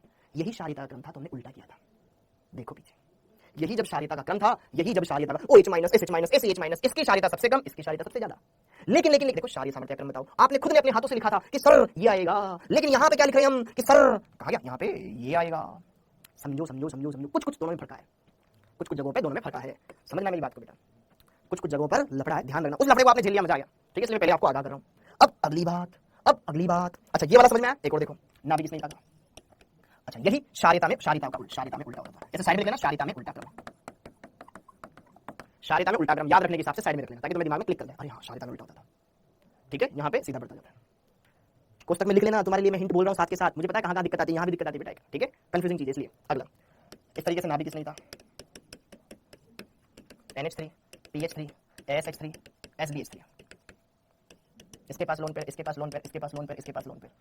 तो जरा देखो ध्यान से, ऊपर से नीचे जा रहे हैं, न्यूजीलैंड पाकिस्तान ऑस्ट्रेलिया सब भिखारी, सब के ऊपर से जाने पर सिंपल सा यहाँ ध्यान रखना है, न्यूक्लियोफिलिसिटी घटती बढ़ती कब है, उसके नाभिक के प्रभाव की वजह से। न्यूक्लियोफाइल अगर नाभिक की आकर्षण बढ़ रहा है तो अपने इलेक्ट्रॉन देगा नहीं, नाभिक आकर्षण घट रहा है तो इलेक्ट्रॉन दे देगा, ऊपर से चलने पर नाभिक आकर्षण घट रहा है, ठीक है, तो यहाँ पर नाभिक स्नेहिता बढ़ रही है, एकदम सिंपल सा। अगर यही क्षारीयता का क्रम होता बेटा, क्षारीयता में जस्ट उल्टा था, NH3 फिर PH3 फिर ASH3 फिर SBH3, ये होता है। ध्यान रखना दोनों में, बस कुछ कुछ जगह ना आप थोड़ी जगह ये ध्यान रखना, ऊपर से नहीं जाते, बस यहाँ ऊपर से नीचे जाने पे ध्यान रखना, ऊपर से नहीं जाते क्षारीयता बढ़ती, नाभिक स्नेहिता बढ़ती है लेकिन क्षारीयता घटती है, ऊपर से नहीं जाते नाभिक स्नेहिता बढ़ती है क्षारीयता घटती है, ये ध्यान रखिए, ये वाला पॉइंट, ओके। ये चौथा पॉइंट हो गया। एक पांचवा पॉइंट, जैसे जैसे सुनो, अब देखो यहाँ पे भी आपको एक चीज बताता हूँ, जैसे जैसे त्रिविम बाधा बढ़ती जाती है नाभिक स्नेहिता घटती जाती है, नाभिक स्नेहिता घटती जाती है। इस पॉइंट को समझना, जैसे जैसे त्रिविम बाधा, अब मान लो बेचारा ये ऑक्सीजन था, इस पे ऋणावेश था, पहले तो छोटा ही समूह जुड़ा हुआ था, अब आपने थोड़ा सा खोटा कर दिया, यहाँ पे और बड़ा समूह जोड़ दिया इससे, हाँ जी, यहाँ पे इससे और बड़ा समूह जोड़ दिया, क्योंकि भाई अब कार्बन से जुड़ना है, हाइड्रोजन से नहीं जुड़ना है ना। अब यहाँ पे जरा देखो ध्यान से, ये देखो ध्यान से देखो बेटा, जैसे जैसे हम लेफ्ट टू राइट जा रहे हैं, इस ऑक्सीजन के ऊपर भीड़ भाड़ बढ़ रही कि नहीं बढ़ रही, यहाँ पे छोटा समूह, यहाँ और बड़ा, यहाँ और बड़ा, यहाँ और बड़ा आ गया। अब इसको सामने कार्बन पे जुड़ना है, और कार्बन भी तो किसी न किसी के साथ जुड़ा रहता है, जैसे कि देखो ध्यान से, यहाँ पे मेरे पास ये है एक कंपाउंड है, ठीक है। अब मैं बोलूं आपसे कि यार इसके ऊपर इसका टेक आसान है, या इसका टेक आसान है, या इसका टेक आसान है, या इसका टेक आसान है, ये प्रत्येक ब्यूटाइल, तो यहां से जैसे ही Cl माइनस निकलेगा यहाँ धनावेश बनेगा। अब भाई इस पे भी तो भीड़ भाड़ है, तो यहाँ जितना छोटा होगा उतना जल्दी। अब इन चारों में से कौन पहले जुड़ेगा, अरे भाई देख मैं तो पहले त्रिविम बाधा बहुत ज्यादा है, यहाँ त्रिविम बाधा थोड़ी कम, यहाँ त्रिविम, यहाँ सबसे कम, ये फटाफट से टेक कर जाएगा इसके ऊपर। अगर यही H+ आयन होता, H+ के तो अदल बदल कुछ नहीं है, एकदम नल्ला है, तो सिंपल यहाँ पे जिस पे ज्यादा ऋणावेश वो फटाफट टेक कर जाएगा, क्योंकि वहां त्रिविम बाधा देखने का सवाल ही नहीं है। लेकिन जिस कार्बन पे जुड़ रहे हैं उसके अदल बदल भी तो समूह है ना मेरे भाई, तो फिर वहां अभिक्रिया कैसे करा पाओगे, समझ में आ रही है, हाँ या ना। एक तो आप H+ को लेके आ रहे हो, एक बार आप H+ को इलेक्ट्रॉन को दान करके उसके साथ जुड़ रहे हो, और एक बार आप कार्बन को दान करके उसके समूह के साथ जुड़ रहे हो, तो कार्बन भैया एक कॉलोनी में रहता है, तो वहां पे भीड़ भाड़ भी है, तो वहां पे बड़े बड़े लोग नहीं जा सकते, छोटे लोगों को जाना पड़ेगा, आराम से टेक कर सकते हैं। क्योंकि देखो जैसे Cl माइनस यहाँ निकला, यहाँ धनावेश बना, इसका टेक सबसे फास्ट होगा, न्यूक्लियोफाइल सबसे अच्छा ये होगा। तो यहाँ पर समझने की बात सिर्फ इतनी सी है बेटा कि यार जैसे जैसे हम इधर से उधर जा रहे हैं, तो यहाँ पर क्या हो रही है, ऑक्सीजन पर त्रिविम बाधा बढ़ रही है, त्रिविम बाधा बढ़ेगी तो नाभिक स्नेहिता घटेगी, नाभिक स्नेहिता घटेगी, क्षारीयता बढ़ती जाएगी, क्षारीयता कोई फर्क नहीं पड़ता, जितना ऋणावेश उतना फायदा है उसको, तो ठीक है, ओके, नाभिक स्नेहिता घटती चली जाएगी, ठीक है। इस बात को ध्यान से समझेंगे, नाभिक स्नेहिता डिक्रीज होती जाएगी, अच्छे से समझ लो इस बात को, अच्छे से समझ लो इस बात को, न्यूक्लियोफिलिसिटी घटती जाएगी, CH3O- और CH3CH2O- दोनों में अच्छा नाभिक स्नेही ये वाला है जो कम घिरा हुआ है, जो कम घिरा हुआ है, क्षारीय पूछता तो वो हो जाता, ठीक है। साइड में लिखना क्षारीयता का उल्टा, ये दो कॉन्सेप्ट, एक तो ये ऊपर से नीचे वाला और एक त्रिविम बाधा, ऊपर से नीचे और त्रिविम बाधा में क्षारीयता और नाभिक स्नेहिता अलग अलग होती है, बाकी सब जगह सेम होती है, हाँ जी। ये क्लियर हो गया, इसको एक बार लिख लो, तो एक नोट लिख लो ताकि इस चीज को आप याद रखें, ठीक है। नाभिक स्नेहिता एवं क्षारीयता, त्रिविम बाधा एवं वर्ग में ऊपर से नीचे जाने पर एक समान नहीं परिवर्तित होती है, एक समान परिवर्तित नहीं, एक समान नहीं, एक समान चेंज नहीं होती है, ऐसे लिखो, चेंज नहीं होती है, ये ध्यान रखना बेटा। नाभिक स्नेहिता जब हम ऊपर से चलते हैं तो नाभिक स्नेहिता बढ़ती जाती है, क्योंकि सिंपल नाभिक आकर्षण, ठीक है। जबकि वहां पर क्षारीयता में क्या होता था, क्षारीयता में हम देखते थे इलेक्ट्रॉन नंबर का फैलाव, कि यार नाभिक छोटा आकार है तो छोटा आकार है तो वहां पास रहेगा, आराम से इलेक्ट्रॉन दान किया जा सकता है। इन दोनों को अच्छे से समझ लेना। और त्रिविम बाधा में अगर हम बात करें, जितनी ज्यादा त्रिविम बाधा है H+ को कोई दिक्कत नहीं है, क्योंकि छोटा समूह आराम से जुड़ जाएगा, लेकिन अगर बड़े समूह को जोड़ना हो या कोई अगर ऋणायन बड़े समूह पे जाके जुड़ रहा है तो फिर वहां त्रिविम बाधा का रोल आएगा, ध्यान रखिए, ठीक है। तो ये पॉइंट क्लियर हो गया, ये पॉइंट क्लियर हो गया, ओके। अब तीसरा पॉइंट, एक लास्ट पॉइंट देख लो, ये तो दोनों में सेम ही है, ठीक है। जैसे अगर मान लो कोई ऋणायन स्टेबल हो रहा है, ठीक है। अगर जहां कहीं पर ऋणावेश बहुत कम हो, कहीं पर ऋणावेश बहुत कम हो, कहीं पर ऋणावेश बहुत कम हो, तो दान भी तो कमी कर पाएगा। देखो ध्यान से, इलेक्ट्रॉन घनत्व घटने पर नाभिक स्नेहिता, नाभिक स्नेहिता एवं क्षारीयता दोनों घटते हैं, दोनों घटते हैं, दोनों घटते हैं। इसको देखो, CH3O नेगेटिव, बेंजीन के ऊपर O नेगेटिव, यहाँ पे इलेक्ट्रॉन घनत्व है, यहाँ अनुनाद से स्टेबल है। फिर वही तरीका, CH3CO नेगेटिव और CH3CO सल्फर O नेगेटिव। यार तुम्हारी शक्लें, तुम्हारे कमेंट बार बार इतने कमेंट क्यों करते हो बेटा? जब मैं पढ़ा रहा होता हूँ तो पढ़ाने दिया करो ना यार। हाँ जी, अरे भाई जब मैं पढ़ाता हूँ तो तुम पढ़ते क्यों नहीं हो? तुम इतने कमेंट क्यों करते हो बार बार? बहुत सारे बच्चे ना बार बार नॉनस्टॉप कमेंट करते रहते हैं। दर्द दिल, एक का नाम है दर्द दिल, क्या कमेंट कर रहा है? नाम क्यों चेंज कर दिया मुस्कान मंसूरी? जब तुम्हें पढ़ना ही है तो फिर पढ़ने आओ, नहीं पढ़ना है तो मत आया करो, ठीक है? इससे क्या होता है बाकी बच्चों का भी, अब मेरा भी पता है, मैं दिमाग में देखता हूँ कि कुछ बढ़िया कमेंट, अब ऐसे पेज भर भर के कमेंट भेजते हैं, अब उनको मैं क्या ही देखूं? ट्रिपल बॉन्ड वाला भी प्रोटीन होगा बेटा, ठीक है? हाँ जी, अब जरा देखो ध्यान से यहाँ पर, अरे मैं ब्रेक दूंगा इस टॉपिक के बाद, में थोड़ा सा ब्रेक दूंगा, चिंता मत करो, फिर वापस भी चलेंगे अपना। हाँ, यहाँ पे देखो CH3O माइनस O माइनस, ये O माइनस O, देखो वहाँ ज्यादा स्टेबल है अनुनाद, फिर यहाँ पे तो ज्यादा क्षारीयता, नाभिक स्नेहिता एंड क्षारीयता दोनों का सेम ही क्रम आएगा, घटती जाएगी। ओके, क्लियर है? ओके, एकदम क्लियर हो जाएगा कि बच्चों यार आराम से अगर आप ये ऑर्डर देख लोगे ना तो कोई दिक्कत नहीं आएगी। बढ़िया से आपको डायरेक्ट इस तरीके से समझना है, बढ़िया से क्लियर कर लेना है, कोई दिक्कत नहीं। अच्छा अभी कर रहा हूं मैं, ठीक है? जस्ट अभी क्लास में, एक्चुअली क्लास में हूं। हाँ जी, क्लियर हो जाएगा बेटा, ये एकदम अच्छे से क्लियर हो गया सबको? ठीक, हाँ ठीक है क्या?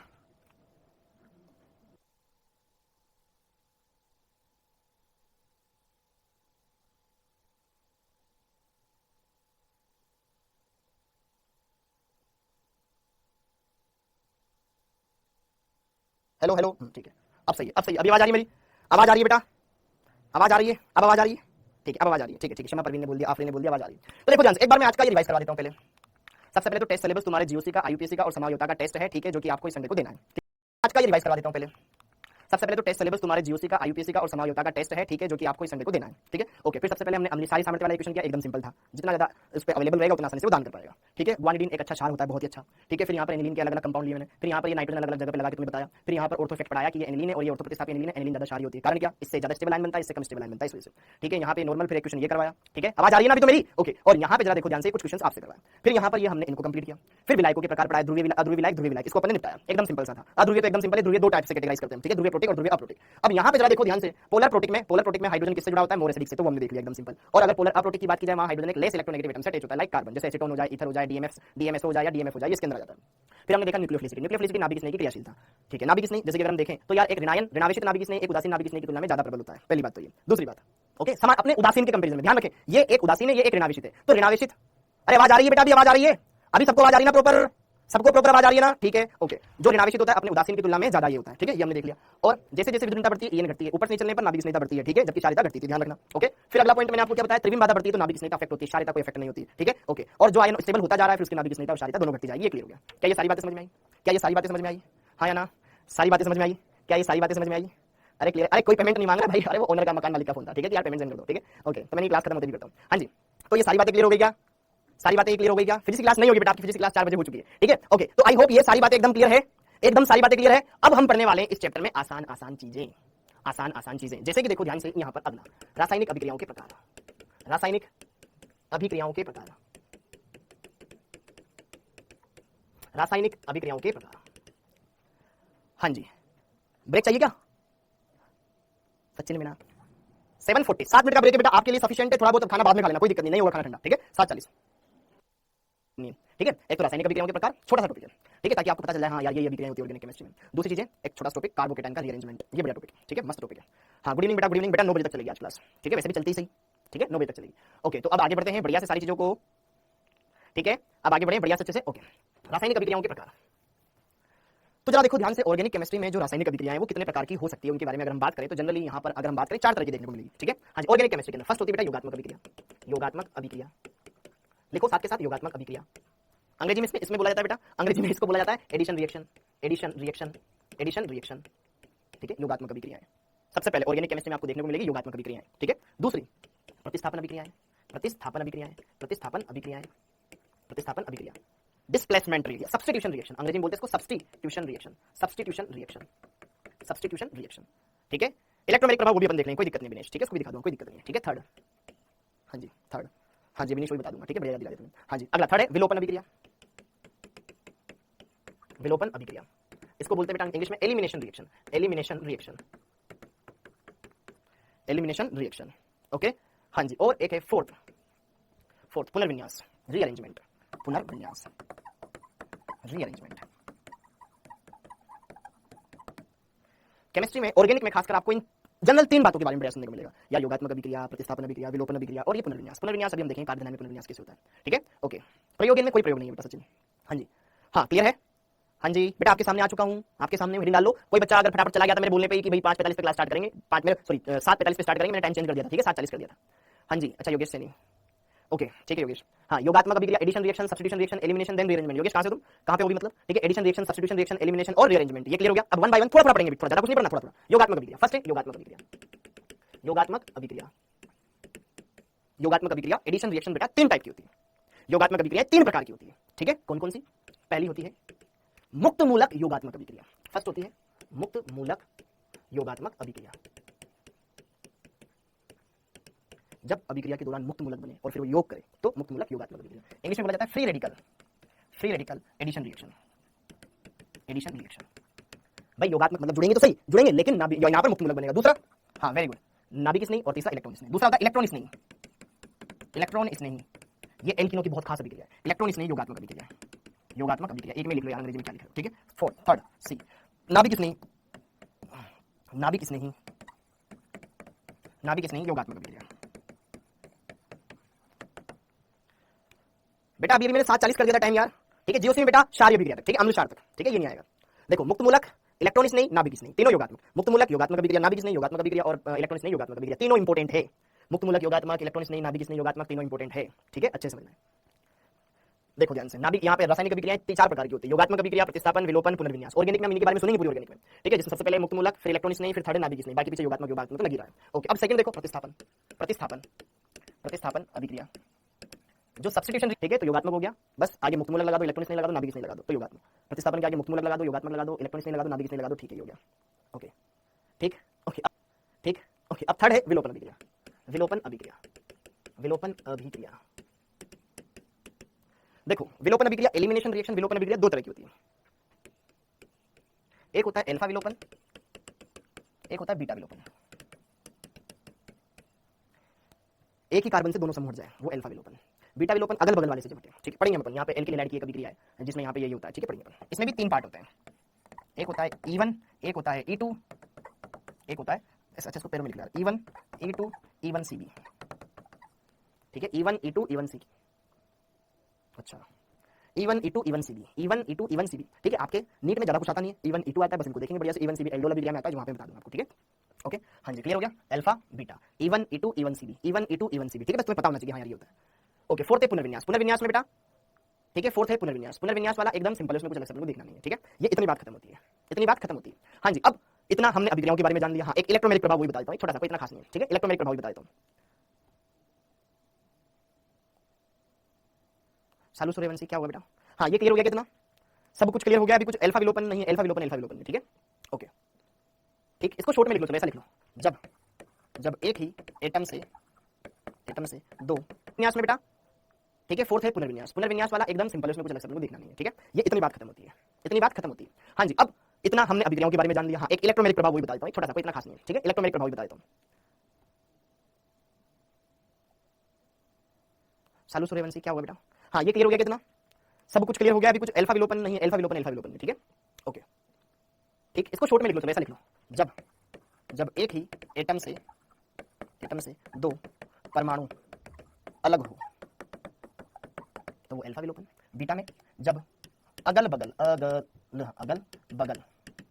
वाले एटम्स से दो परमाणु अलग हो निकले तो ये बीटा विलोपन। शॉर्ट में लिख लो, हम आगे पढ़ेंगे इनको, ठीक है। अल्फा विलोपन तो क्या होता है बेटा, जब एक एटम से दो समूह निकल जाए।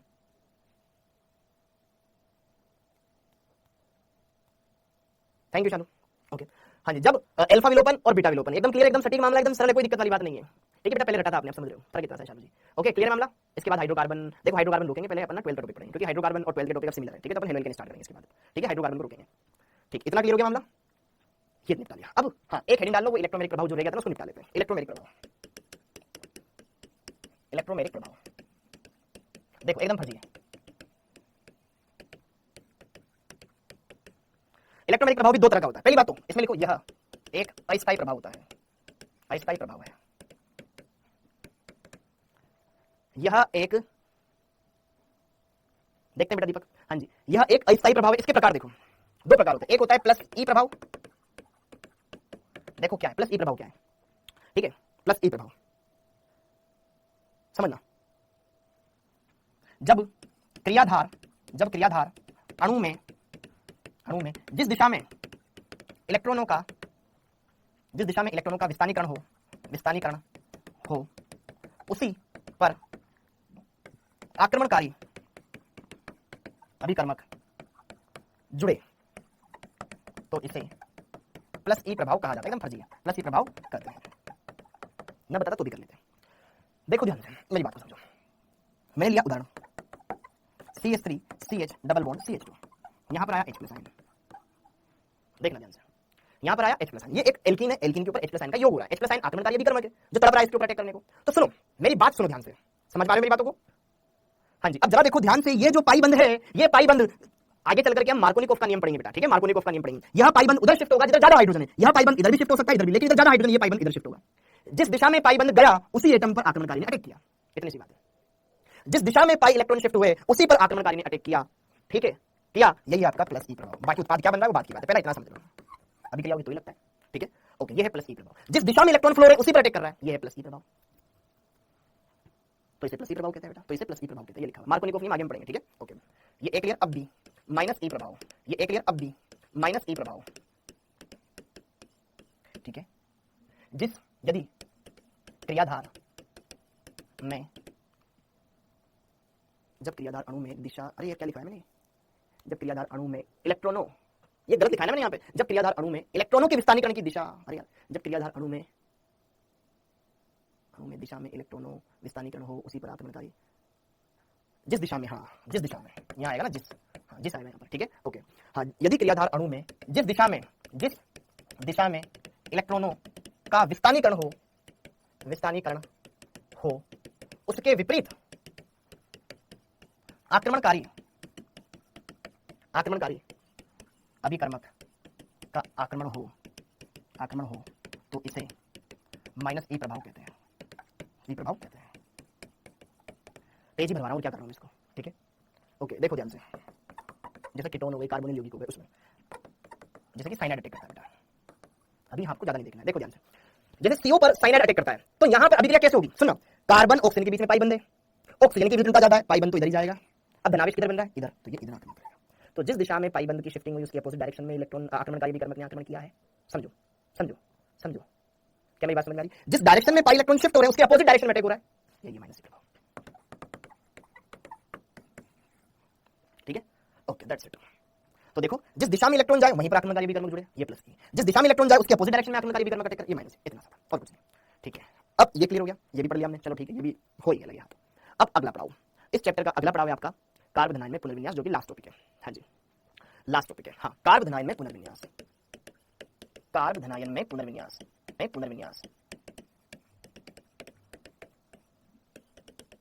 रीअरेंजमेंट इन कार्बोकेटाइन, रीअरेंजमेंट इन कार्बोकेटाइन, ठीक है। इसके सवाल आपके बहुत बहुत कम आते हैं चांस।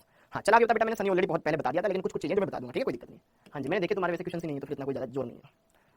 हाँ, प्रैक्टिकल केमिस्ट्री, प्रैक्टिकल केमिस्ट्री इसमें थोड़ी ना पढ़ेंगे, बाद में पढ़ेंगे, ठीक है, पूरा एक साथ, ओके। रीअरेंजमेंट इन कार्बोकेटाइन, अब सुनिए मेरी बात सुनिएगा, मेरी बात ध्यान सुनिएगा बेटा। कार्बोधनाइन में पुनर्विन्यास, ये सिर्फ कार्बोधनाइन में ही होता है, ना मुक्तमूलक में होता है, ना ऋणायन में होता है, ना किसी और मध्यवर्ती में होता है, सिर्फ कार्बोकेटाइन के अंदर ही होता है रीअरेंजमेंट, ओके। तो कार्बोधनाइन में पुनर्विन्यास क्या होता है? सबसे पहली बात तो मैं ये कहूंगा कि यार कोई भी स्पीशीज ये चाहेगी कि वो पहले से ज्यादा स्टेबल हो जाए। आप यहां पर क्यों आ रहे हो? क्या अपन का कोई ज्यादा कोई अच्छे आप मेरे को पहले से जानते थे? नहीं जानते थे, यहाँ आगे जानने लगे हो क्योंकि आपको नीट की तैयारी करनी थी, हिंदी माध्यम का बेस्ट प्लेटफॉर्म था डाउट नेट, फिर उसकी बदौलत हम मिले और हम फिर एक दूसरे को जानने लगे, हाँ या ना। फिर आप यहाँ से कहीं और जाओगे, फिर वहां कुछ को जानोगे, फिर वहां से कुछ और को जानोगे, वहां कुछ को जानोगे, ऐसा ये प्रक्रम चलता जाएगा, ठीक है। तो कुल मिलाकर के बात ऐसी है यार, कोई भी मध्यवर्ती, every species wants to convert into more stable species, है ना। तो उसी तरीके से अगर कार्बोधनाइन के पास भी ये मौका हो तो वो क्या और स्टेबल कार्बोधनाइन में कन्वर्ट नहीं होना चाहिए? यस, होना चाहिए। तो सीधी बात, नो बकवास। तो यहाँ पर काम की बात यह है कि प्रत्येक स्पीशीज अपने से और अधिक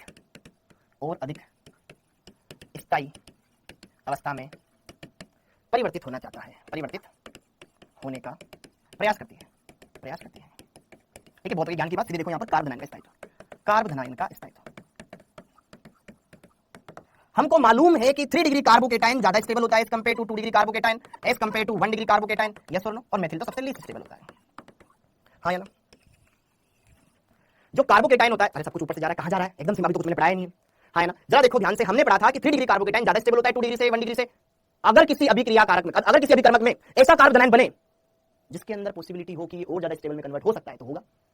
जरा देखो ध्यान से, अभी मैं ज्यादा बातें नहीं बोल रहा हूं, आप इतना तो जानते हो ना, कार्बोधनायन का स्टेबिलिटी 3 डिग्री वाला ज्यादा स्टेबल होता है, 2 डिग्री से 2 डिग्री वाला ज्यादा स्टेबल होता है 1 डिग्री से। तो क्या होगा बेटा अभिक्रियाओं के दौरान? तो अभिक्रियाओं के दौरान क्या होगा, अगर कहीं पर 1 डिग्री कार्बोकेटाइन है या 2 डिग्री कार्बोकेटाइन है, वो कोशिश करेगा कि हम 3 डिग्री में कन्वर्ट हो जाएं।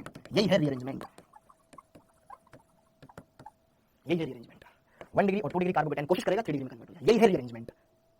बस इतना सा है। अब इसको हम देखते हैं, क्या समझ में आई मेरी बात? कार्बोधनायन में पुनर्विन्यास, हल्की हल्की बातें बताऊंगा, ज्यादा डेप्थ में नहीं जाऊंगा, एकदम सिंपल चीजें पढ़ाऊंगा, तो घबराहट जो भी बता सकते हो। बोलो कोई शक, किसी को कोई दिक्कत हो, कोई परेशानी हो, कोई दुख हो, चिंता हो, कष्ट हो, पीड़ा हो, बेचैनी हो, घबराहट हो, जो भी बता सकते हो। ठीक ठाक? अरे यार ऊपर से जा रहा है क्या, मेरे को बोल दो यार, ठीक है? अगर आपको लग रहा है बेटा, अगर आप नहीं कर पा रहे तो ऐसा करो ना, बंद करके बैठ जाओ, तब दिन में देख लेना।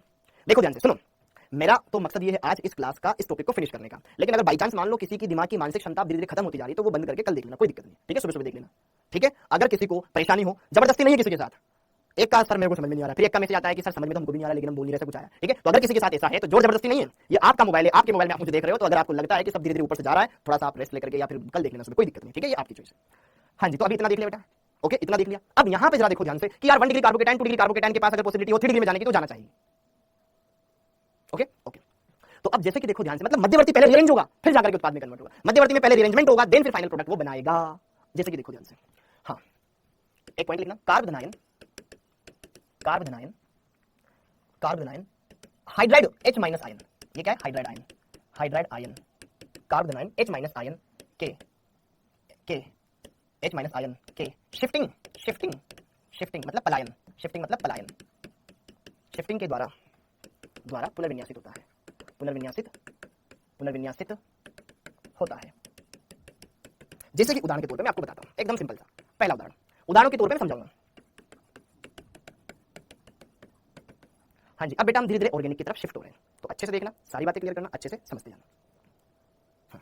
हमें ये सपोज करो हमारी किसी रासायनिक अभिक्रिया, ध्यान से देखना, अगर हम कोई क्वेश्चन लगा रहे हैं, आपके नीट के पेपर में कोई ऐसी अभिक्रिया जिसमें ऐसा कार्बोधनायन बना, अब आपने इसी पर जोड़ दिया, आपका क्वेश्चन गलत, -1 मिलेगा। अगर आपने इसी पर क्या जोड़ दिया, Cl- जोड़ दिया, कोई भी OH- जोड़ दिया, इसमें काम खत्म हो गया, आपका -1।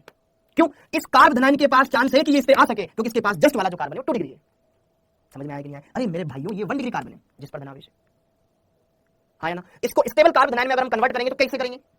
जैसे कि देखो ध्यान से, ये 1 डिग्री कार्बोधनायन है, इसको अगर आपसे बोला जाए कि यार इसको स्थायी कार्बोधनायन में बदलें, स्थायी कार्बोधनायन इसका क्या होगा, ये आपसे बोला जाए, ठीक है? ओके, तो यहाँ ये 1 डिग्री कार्बोधनायन है, इसको अगर आपसे बोला जाए कि यार इसको स्थायी कार्बोधनायन में बदलें, स्थायी कार्बोधनायन इसका क्या होगा, ये आपसे बोला जाए, ठीक है? ओके, तो यहाँ पे जरा देखो ध्यान से कैसे करना होगा, ठीक है? जैसे कि देखो ध्यान से, मैं आपको अलग से करवा के बताता हूँ। इस कार्बन पे धनावेश है, ये धनावेश निकल करके यहाँ आ जाए, तो कैसे जाएगा? इस जस्ट धनावेश के जस्ट अगले वाले कार्बन, ये से बहुत फास्ट होता है, जल्दी होता है। तो यहाँ पर ये धनावेश इस पर यहाँ कब आया? जब यहाँ से कुछ ऋणायन निकले। भाई यार यहाँ से यहाँ इस पर धनावेश था, इस पर धनावेश कब आएगा? जब सर इससे कुछ निकले, इलेक्ट्रॉन लेके निकले, तो यहाँ से निकलता है H- जो यहाँ जाके चला जाता है। तो क्या हुआ? इस 1 नंबर के एटम से 2 नंबर पर, जिस पर धनावेश उसको 1 नंबर बोल दो, इसको 2 नंबर बोल दो, या इसको 1 बोल दो, या इसको 2 बोल दो, ठीक है? ऐसे बोल देता हूं, ठीक है? इसको बोलता हूं मैं 1, इसको बोलता हूं 2। इस 1 नंबर के कार्बन से 2 नंबर पर हाइड्राइड आयन शिफ्ट हो गया, इसको बोलते हैं बेटा 1-2 हाइड्राइड शिफ्ट। थोड़ी सी बात है, आराम से समझाओगे धीरे धीरे। इससे क्या हुआ सर? यहां से H- निकल करके यहां गया, यहां धनावेश बन गया, ये उदासीन हो गया, CH3 CH पॉजिटिव, और यहां आ गया CH3। ये था 1 डिग्री कार्बोधनायन कम स्थायी, ये था 2 डिग्री कार्बोधनायन अधिक स्थायी। समझ पा रहे हो? अगर किसी क्वेश्चन में हमारा ये कार्बोधनायन बना और हमने जल्दीबाजी में इसी पे Cl जोड़ दिया, कुछ भी जोड़ दिया, तो अपना आंसर गलत होगा। 1 डिग्री से अगर संभव है तो 2 डिग्री बनाओ, और अगर 3 डिग्री बन सकता तो आगे बढ़ते। लेकिन अब इसके बाद इधर वाला भी 1 डिग्री है, हर बार डिग्री बढ़नी चाहिए, स्टेबिलिटी बढ़नी चाहिए, तो प्रोसेस होगा, अदरवाइज नहीं होगा। क्या मेरी बात समझ में आ रही है बेटा? क्या मेरी बात समझ में आ रही है? ये से ये बना, ये ज्यादा स्टेबल है। समझ में आया सबको? एक बार थम्स अप दिखा दो यार, आयुष को आ गया। इधर वाले बच्चों, दूसरे बैच वाले बच्चों, RM2 वेरी गुड, ठीक है, बहुत बढ़िया। अब ये वाला कर लिया, अब एक और देखो ध्यान से, अब तुम्हें और फील आएगा, जैसे कि सपोज करो इस पे धनावेश है, ठीक है? इसको स्थायी कार्बोधनायन में कन्वर्ट करो, बनाओ इसका, करके देखो। हर बार डिग्री बढ़नी चाहिए तो मजा आएगा, एकदम सिंपल है, एकदम सिंपल है। पहली बार पढ़ रहे हो इसलिए लगेगा, लेकिन बहुत धीरे धीरे करते जा रहे हो, कछुए की चाल से चलते जा रहे हो, रुक नहीं रहे बस। हाँ जी, हाँ जी, यहाँ पे जरा देखो ध्यान से, क्या इसमें रीअरेंजमेंट होगा? पहली बात तो ये, क्या इसमें रीअरेंजमेंट होगा? पहली बात तो ये, इसका सर्वाधिक स्थायी कार्बन क्या बनेगा? देखो ध्यान से, हाँ यहाँ पे ये 1 डिग्री है, यहाँ जाएगा 2 डिग्री और यहाँ जाएगा 3 डिग्री। कितने रीअरेंजमेंट होंगे? 2 रीअरेंजमेंट होंगे यहाँ पे, 2 रीअरेंजमेंट होंगे। देखो ध्यान से, फर्स्ट ये है आपके पास, यहाँ से देखो ध्यान से, ये हमारे पास क्वेश्चन दे रखा है, फटाफट से देखो, मैं बताता हूँ तुम्हें और आई होप अब आप सीख जाएंगे। इस कार्बन पे धनावेश था, इससे मैंने हाइड्रोजन निकाल के भेजा, तो यहाँ से हाइड्रोजन निकल के चला गया H माइनस के रूप में, हाइड्राइड शिफ्ट। क्या करवाई मैंने? हाइड्राइड शिफ्ट करवाई। यहाँ से H माइनस निकल करके यहाँ गया, ये हो गया उदासीन, ये गरीब हो गया बेचारा, CH3 CH CH3, यहाँ पे आ जाएगा धनावेश और ये हो गया उदासीन। क्या बन गया? 2 डिग्री। पहले वाले से तो ज्यादा स्टेबल हो गया। अब अगर ये धनावेश यहाँ आ जाए तो मजा आ जाएगा। यहाँ पे क्या है? हाइड्रोजन है ना, अभी हो सकता है। तो अब यहाँ पे क्या होगा कि यार ये जो हाइड्रोजन है ये भी शिफ्ट होकर के यहाँ चला जाए, ये धनावेश यहाँ आ जाएगा। ये मध्यवर्ती अपने आप को रिअरेंज कर रहा है, जैसे नहीं बोलते बायोलॉजी में कि यार वायरस ही अपने आप को वापस से डबल ट्रिपल करता जा रहा है, ये रिअरेंज कर रहा है। तो पहले 1 डिग्री था, फिर 2 डिग्री, जैसे आपने बायोलॉजी में नहीं पढ़ा कि पहले कोविड वायरस था, फिर उसने अपने आप का दूसरा वो बना लिया, जाने के बोलते हैं ना बायोलॉजी में कि अपने आप को रिअरेंज करता जा रहा है, नए रूप बनाता जा रहा है। पहले ये था, फिर ये, ठीक है। यहाँ पे बन गया ये 3 डिग्री कार्बन है, 3 डिग्री कार्बन है, सर्वाधिक स्थायी। है ना? हाँ, अपने अलग अलग वेरिएंट बनाता जा रहा है। पहले इस वेरिएंट में था, उससे ज्यादा स्टेबल, फिर उससे ज्यादा स्टेबल। क्या हमें क्वेश्चन कैसे आएगा? अच्छा क्वेश्चन देखना है तुम्हें, कैसे आएगा क्वेश्चन? देखना है तुम्हें वाकई में कैसे आएगा? देखो क्वेश्चन समझ में आएगी मेरी बात? जैसे कि तुम्हारे सामने बेटा क्वेश्चन है, ये तो हमने किया, अब तुम्हारे सामने क्वेश्चन है, एक क्वेश्चन है। हाँ जी, आपके सामने प्यारा सा क्वेश्चन आया, देखिए तुम्हारे सामने बेटा क्वेश्चन है, ये तो हमने किया, अब तुम्हारे सामने क्वेश्चन है, एक क्वेश्चन है। हाँ जी, आपके सामने प्यारा सा क्वेश्चन आया,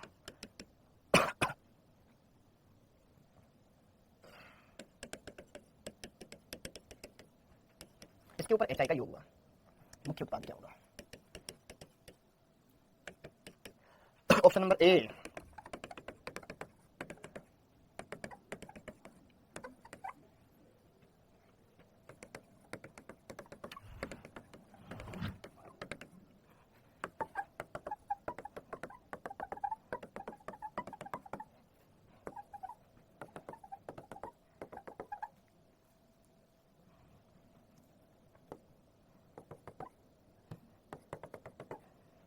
अब करो, ऐसे क्वेश्चन आएगा वहां पर। अब आ रही है हमारी ऑर्गेनिक धीरे धीरे बार। थक गए बेटा, बस रुक जाओ, थोड़ा सा है, एकदम सिंपल सा है, एकदम बढ़िया से कर लोगे तुम। देखो ध्यान से, HI एक अम्ल है जो टूटेगा H+I- में, और आसान है, अभी तो आसान लग रहा है, लेकिन अगर तुम नहीं पढ़ते तो दिक्कत। अब देखो ध्यान से, इसीलिए अभिक्रियाओं की क्रियाविधि जानना जरूरी है। डायरेक्ट देखोगे, आपने पढ़ा होगा एल्कीन के ऊपर जब HI का योग कराते हैं, मार्कोनिकोव नियम के अनुसार अभिक्रिया करा देंगे, सर बॉन्ड इधर शिफ्ट करा देंगे, जहां ज्यादा हाइड्रोजन है इधर शिफ्ट करा देंगे, यहाँ ऋणायन है तो यहाँ धनायन जोड़ देंगे, I को यहाँ जोड़ देंगे। ऑप्शन नंबर 1 खत्म, जय माता दी। यार मजा आ गया, क्या क्वेश्चन था यार, इतना हलवा क्वेश्चन आया था, देखते ही हो गया। अब फिर कोई दूसरा बच्चा सी लगा के आया, अरे पगले उसमें रीअरेंजमेंट होगा, कार्ब धनायन में रीअरेंजमेंट, तुम्हारे सर ने पढ़ाया था क्या? हमारे सर ने पढ़ाया था, और वो कंडीशन फुलफिल हो रही थी वहां पे। फिर बहुत गंदी ऑर्गेनिक, समझ में नहीं आती है, कब क्या हो जाता है? अरे पढ़ के जाता तो याद होता ना, ठीक है, समझ में आई मेरी बात? ओके, तो इसका सोल्यूशन कि यार जो तुम्हारे पास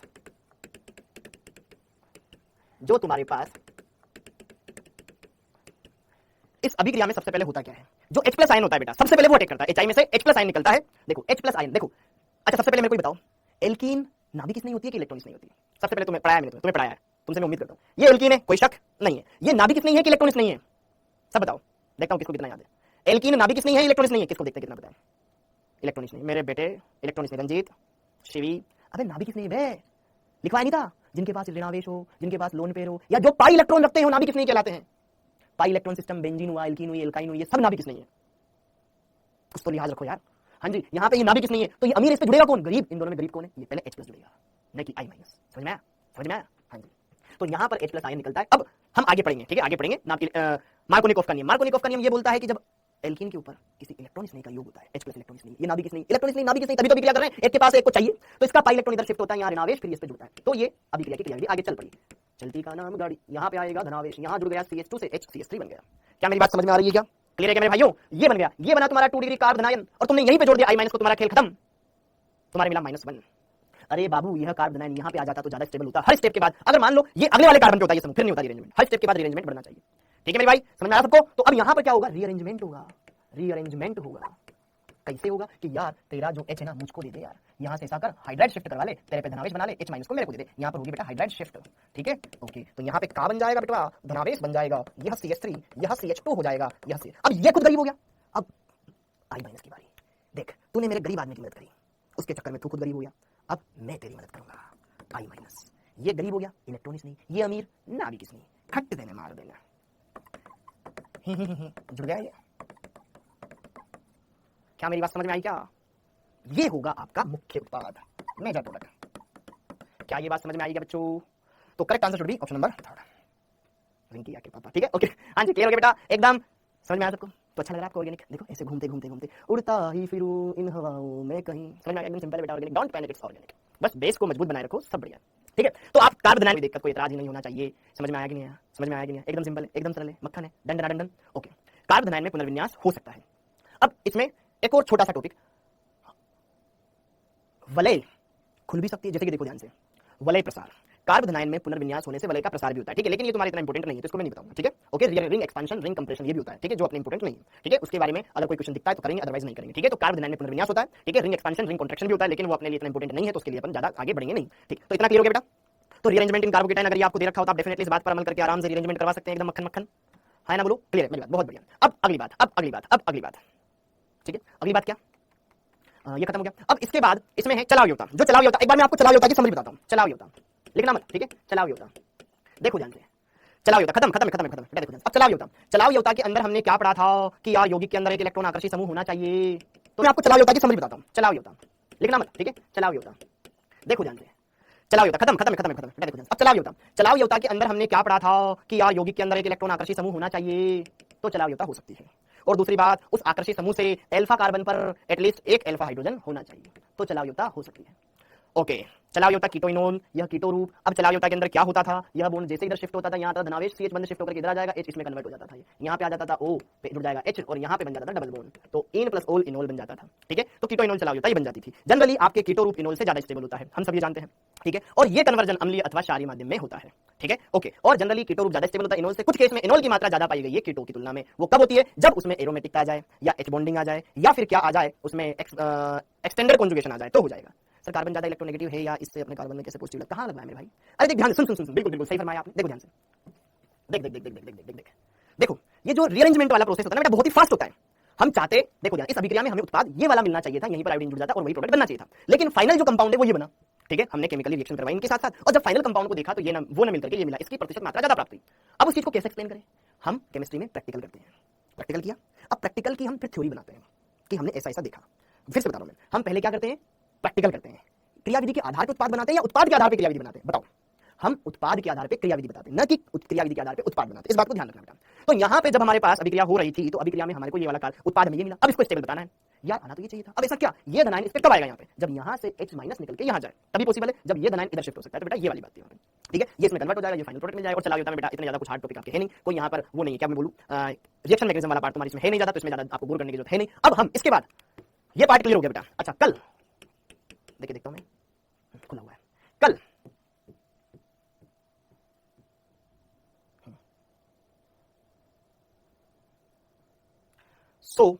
ठीक है, रेजोनेंस के कारण भी इनोल ज्यादा स्टेबल होता है कीटो से। ठीक है, हाँ जी। अब कल हम 100 तक या आपकी इच्छा पड़े तो 120 तक। अब देख ध्यान से, सुनो सुनो सुनो सुनो सुनो सुनो सुनो सुनो वीरो मेरी कहानी। देखो ध्यान से, बाइनरी मिक्सचर कंटेनिंग कंपाउंड 1 और 2। ठीक है, इसमें हमने NH मिलाया, NHCO3 मिलाया। ठीक है, NHCO3 से यहाँ पे कंपाउंड 1 मिला, कंपाउंड 2 मिला। ठीक है, NHCO3 किसी एक के साथ अभिक्रिया करेगा, किसी एक के साथ अभिक्रिया नहीं करेगा। NaOH किसी एक के साथ अभिक्रिया करेगा, किसी एक के साथ अभिक्रिया नहीं करेगा। ओके, तो आपको बताना है निम्न द्विअंगी मिश्रण को पहचानिए जो नीचे दर्शाई गई विधि के अनुसार प्रभाजी आसवन के द्वारा अलग करके यौगिकों के रूप में पृथक हो सकते हैं। तो देख बेटा ध्यान से, NHCO3 के साथ तू जब कंपाउंड NHCO3 के साथ इन दोनों की अभिक्रिया करा, एक क्रिया करेगा, एक क्रिया नहीं करेगा। समझ में आ रहा है? NHCO3 NaOH के साथ अभिक्रिया करा, एक करेगा, दूसरी क्रिया नहीं करेगा, तो बस वही आपका ऑप्शन हो जाएगा।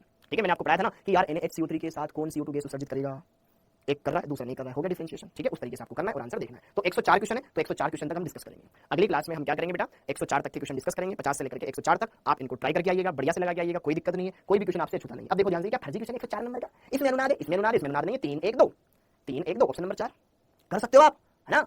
हाँ जी, ठीक है। और तो नाइट्रोफिनोल मेटा पैरा नाइट्रोफिनोल से जल में कम विलय क्यों होता है, ये हम आपको वहां पढ़ाएंगे फिनोल वाले टॉपिक में। ठीक है, तो कोई दिक्कत नहीं, इसके लिए परेशान होने की जरूरत नहीं। अति संयुग्मन में क्या होता है? सिग्मा पाई संयुग्मन होता है, सिग्मा पाई संयुग्मन होता है, सिग्मा बंद टूटता है, पाई बंद बनता है, क्या दिक्कत है इसमें? ठीक है, आपको ट्राई करना है, ऐसा कोई क्वेश्चन है ही नहीं जो आपसे आपको परेशान करे। ठीक है, निम्न में से जलीय NaOH में ये बढ़िया क्वेश्चन है, इसको ट्राई करना 100 नंबर वाले को। ठीक है, ओके, 100 नंबर वाला क्वेश्चन बढ़िया ट्राई करना बेटा। ओके, एकदम बढ़िया से मस्त तरीके से अच्छे से कर सकते हो। ये लाइसिन वाला कर सकते हो। लाइसिन में निम्न में सारे समूह की कुल संख्या है, सारे समूह। देखो ध्यान से, ये तो गरीब आदमी के पास कोई नहीं। यहाँ पे जरा देखो ध्यान से, इस NH2 के पास लोन पे कोई अनुनाद में भाग नहीं ले रहा है, ये ऋणावेश अनुनाद द्वारा स्टेबल है, लेकिन हाँ नेगेटिव चार्ज तो एक ही और एक ही, सारे समूह दो रहेंगे इसमें। ठीक है, कर लेना बढ़िया से अच्छे से, लगभग इतने क्वेश्चन है। और अगर आप चाहो तो रिस्क लेकर के आप आगे बढ़ सकते हो, मेरे कोई दिक्कत नहीं। प्रीवियस ईयर के क्वेश्चन लगा सकते हो, प्रीवियस ईयर के क्वेश्चन लगा सकते हो, एकदम बढ़िया है। ठीक है, ये भी डिस्कस कर लेंगे कितने क्वेश्चन है। ठीक है, 50। ठीक है, 50 क्वेश्चन ये। देखो ध्यान, 0 से कंप्लीट हो गया है बेटा, आराम से क्वेश्चन अटेम्प्ट करना बता दो। अरे क्या अटेम्प्ट करना है इनमें? इसमें पूछ रहा है क्षारीय सामर्थ्य का क्रम बताओ, क्षारीय सामर्थ्य का सही क्रम बताओ। देख, इसमें भी नाइट्रोजन बेंजीन पे जुड़ रहा है, इसमें बेंजीन पे जुड़ रहा है, इसमें बेंजीन पे जुड़ रहा है, बेंजीन पे जुड़ रहा है, तो 2 नंबर का सबसे आगे आ जाएगा, 2 नंबर का सबसे आगे, ऑप्शन नंबर 2 देखते बनिए।